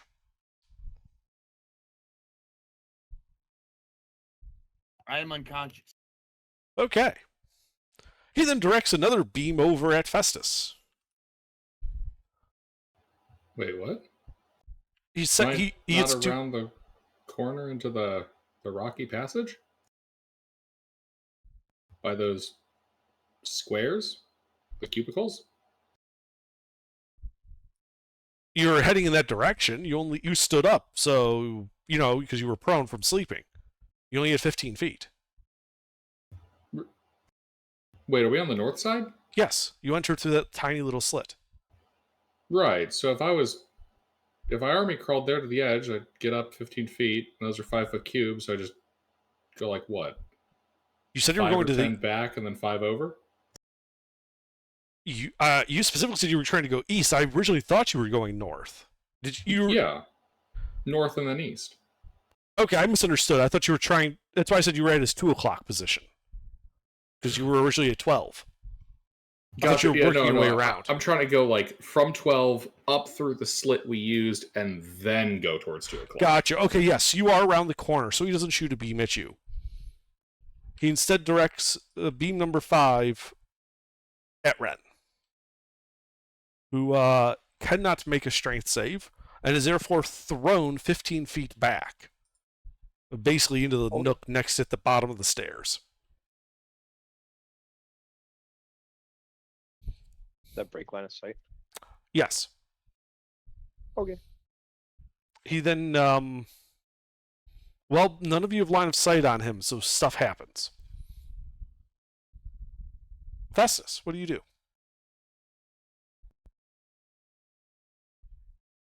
Start running around the side. Heading east past the sarcophagi? Yep. All right. Running meaning dash? No, just moving. I got All right. 30 feet of movement. 30 feet of movement would put you at that entrance looking at the 2:00 position.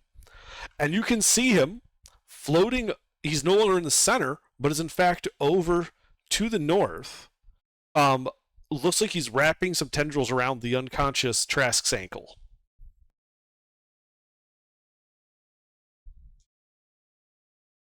I'm He's gonna beam 15 him feet with a from you. bullet. Okay. Do I do that gaze aversion or? No, that's only if you can see his eye. His back is to you.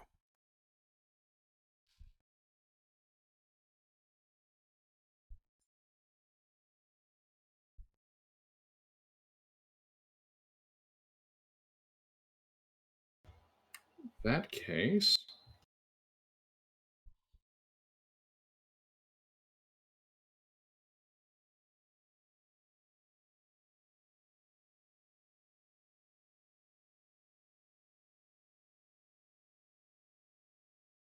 In that case, we'll Hunter's Mark him.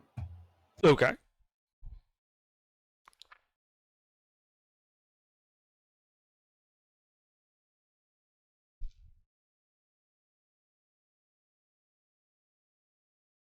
For 9 points of bludgeoning. All right, yeah, you hit him. He lets go of Trask in the surprise. Yeah, I got right in the ass. Yeah, right in the ass.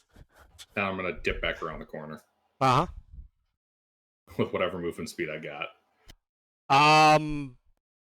Well, wait, hold on. How much movement speed did you have? 30. Yeah, you got like a foot. So you break line of sight, but just barely. Works for me.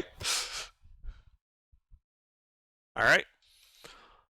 Ren, at the start of your turn, you are no longer stunned, nor can you see him. You are prone at the bottom of the stairs.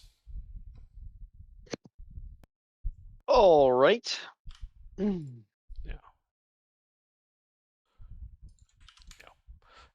Just repost the map so you guys have a bit more clarity about your positioning. Ren's at the bottom of those steps, prone. The Beholder is floating on top of Trask, just to the west of that thin opening heading north. Festus is just inside that right side tunnel heading north.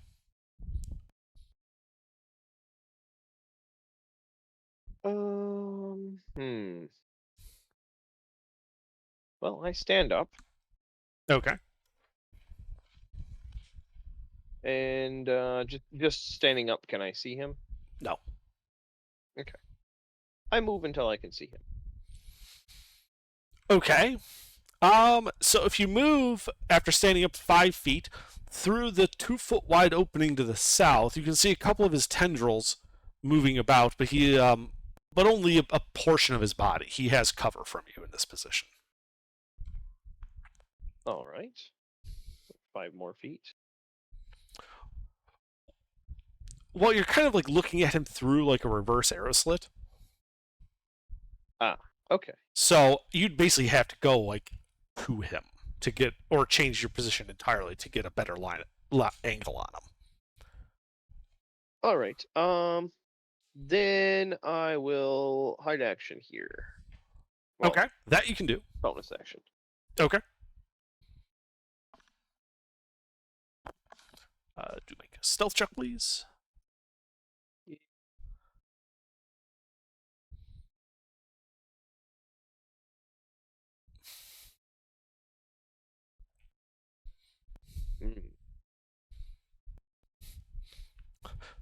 One of the eye stalks is just looking like right at you. And then I heard or seen Festus move east. Yes. You were stunned, not unconscious, so you saw him going east. All right.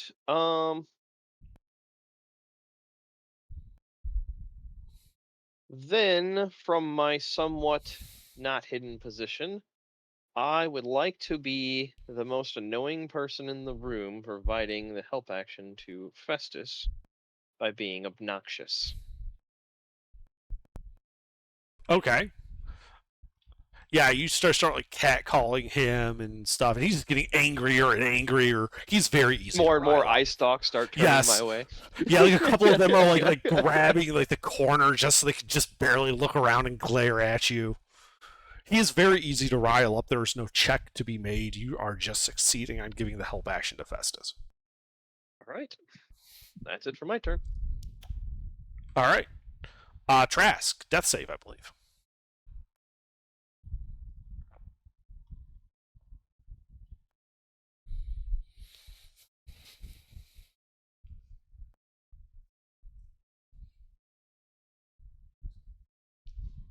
Mister.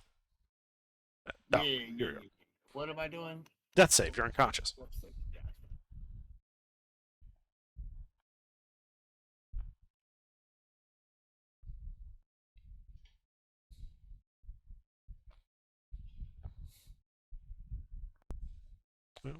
Well, that's a failure. That is a failure. All right. His turn. So he shifts over Ren, and he's like pushing up against his narrow slit that he can't fit through. His eye just angrily looking at you, all of his tendrils angrily looking at you. And he just starts casting beam. Fair. Fire ray. Make a dex save, please. Oh, at least I'm not stunned. Yeah, that's a good thing for this one. Well. Yeah, you just eat it. Taking 20 points of fire damage. Oh. All right, what's the next one? Well, are I'm you still up? You're still up? Great. Yeah, he shoots you again. Strength save as he kinetically blasts at you.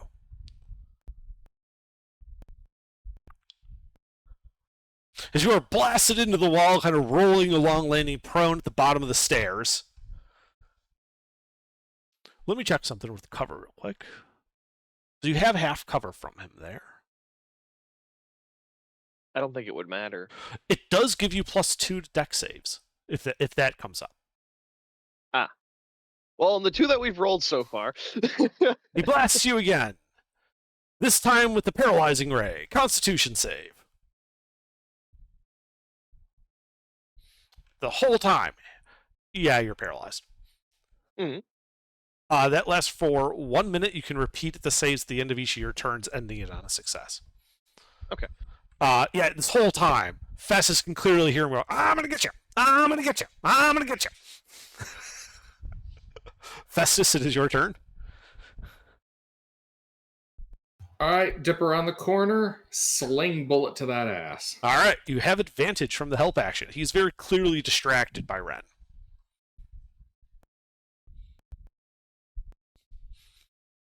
Fucking really? You Dice? missed. Really?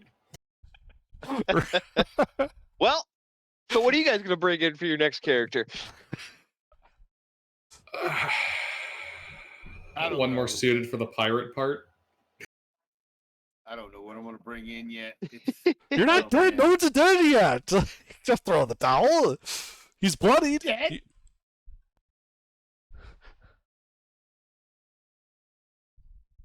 All right, anything else from you, Festus? Yeah, dip the fuck back around the corner. All right, you dip around the corner. You continue hearing him go, I'm going to get you. I'm going to get you. Ren, you're paralyzed and prone. Yep. At the end of your turn, you do get another save, Yeah, Constitution. save. Yep.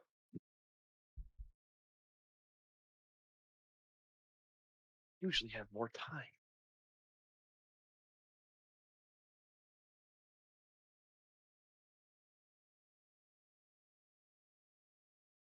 You're still paralyzed. Indeed. Trask, death save. All right, it's one success. He continues blasting at Ren. Fair. Wisdom save or go to sleep, Ren. You're an elf, Add aren't you? this to the... Yeah, I'm an Oh. elf, so no effect. Yeah, just absolutely no effect. All Let's see. 6s are all 1s. I'm dead. He is firing you. Yeah, you fail Auto. automatically. So that's 22 points of fire Not damage. So you're just unconscious? Yep. He I had one raised you HP. again. Yeah. He just blasts your unconscious body around. Just like you're just like ragdolling over there. You're still in cover, but it doesn't do any damage. Using that force gun, he's He's like the gravity gun on the corpses, just blasting him into a corner repeatedly. yeah, he seems like the type. I am continuing to help while unconscious. Festus. Do I have advantage? Yes, he is still incredibly distracted. I am that big of an asshole. You guys found like his weakness is that he's incredibly easy to make angry. That hits. Holy shit, he's near death. Dip back around the fucking corner. Anything else? No? Alright, Ren, death save.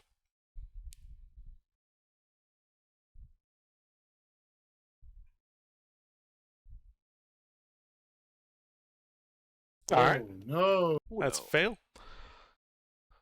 Trask, death save. Second failure. Oh no. Angry Beholderkin. continues blasting Ren's body. Perfect. Why is he blasting Ren? Oh, Because I Ren, like, fucking yeah, was Ren- harassing him. he was just harassing him this whole time. He made him incredibly He's angry, and now vulnerable to the help action. yes. None of these do any damage. He just like paralyzes your unconscious body, starts blasting you with a gravity gun some more. And then just Tries a to good put me measure to make sure you're still unconscious. Oh, He's so angry he doesn't even realize this isn't having any effect on your body. Let's say, was it only 2 and 3 would be the only things that actually have any effect. Yeah, pretty much. So you have a decent chance of surviving this. Yes. Festus. He Get back continues. around the corner. Yeah, he's swing, so wedged swinging. into the thing, going, oh, I'm gonna get you, I'm gonna get you. You still have advantage. Hit.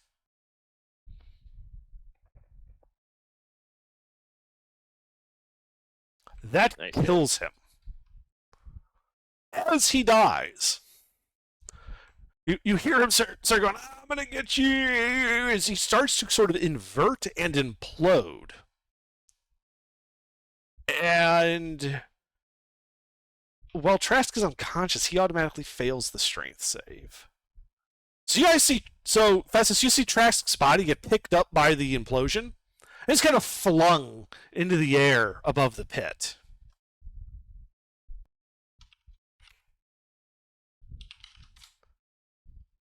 He lands right on the other side of the pit, right next to the treasure.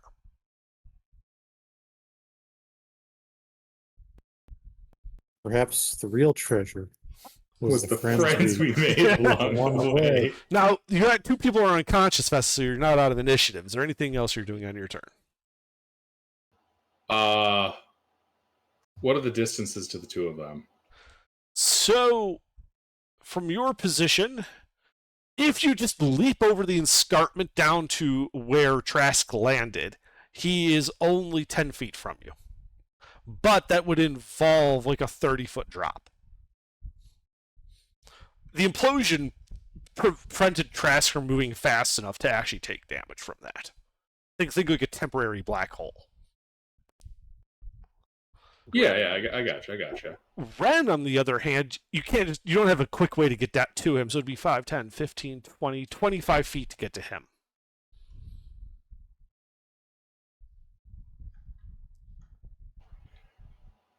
Damn, we got ourselves one of the medic type conundrums. How much movement speed do I currently have? I don't believe you've moved, really. You just kind of leaned out around the corner. Call it Good 2 point. feet you've used. All right, that was 28 feet. I've already used my action. Now you can clearly see that Trask is close to bleeding out. He's got 2 death fails. You don't know the status of Ren.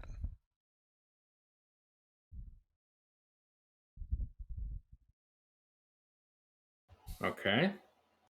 Well, either way, I Also would can't make do an impact. I can't do But, anything for either. Yeah, You what? do know Ren carries a healer's kit. That's good to know. That's very good to know. I'm gonna run towards Ren. Now, I know you guys picked up potions in the village. I distinctly remember, because I have notes about this, because you didn't actually identify them fully. You just kind of sipped at them.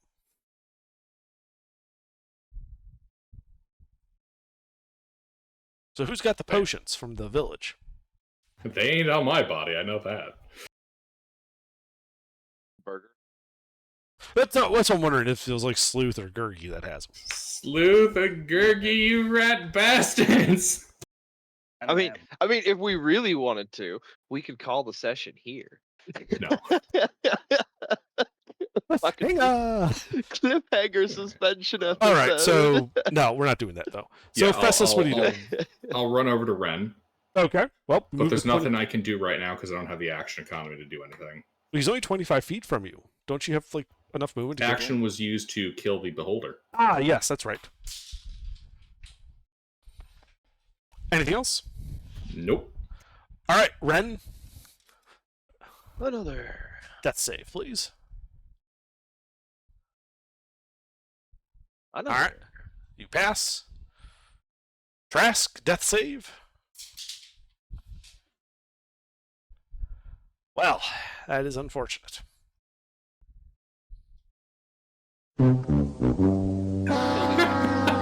Yeah, kinda.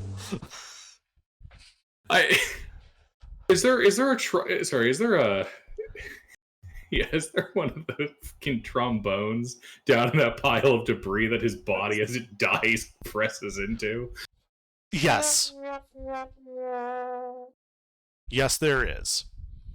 A nice shiny brass trombone, and you just hear the sad sounds of Trask's last gasp. Well, I guess I don't need to use this cure wounds. I'll pull a potion. Oh, sorry. It is my turn, yeah. Yes, it is. What do you do? I pull a potion off of Ren. Well, healer kit. I don't have potions. Healer kit.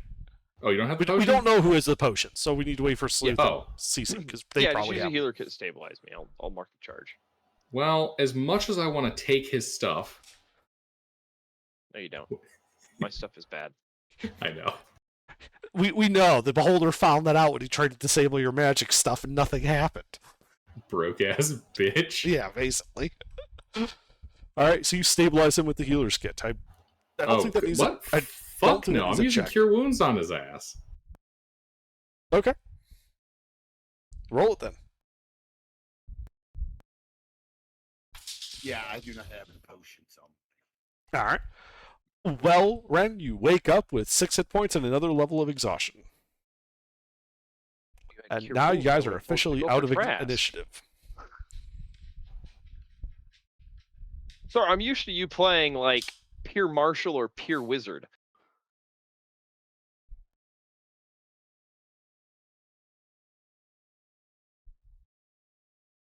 That's okay. Trask will be back in another body. Can't get rid of that fucker. No, Trask is dead. Dead. He's like a tick. I'll bring another character in. Oh, you're not gonna do the reincarnation? You found another body nearby? Oh well, no, this is not a. He's not a reborn. Oh, Trask isn't a reborn. I thought he was. Sorry. That was just it. No, I'm probably gonna bring in. I'm probably gonna stay in cleric, and I'll probably bring him over.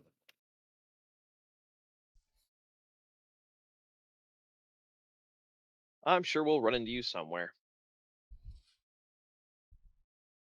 Well, the miners Uh. would have needed some, religious consultation from time to time. I'm sure somewhere there's a cleric they got taken hostage. There's like a fucking locked broom cupboard that he's stuck in. But yeah, as you rescue Ren, the Beholder is dead, and Trask's now corpse has been added to the loot pile. And I think that is where we will call it today. What shit did you have on you, Trask?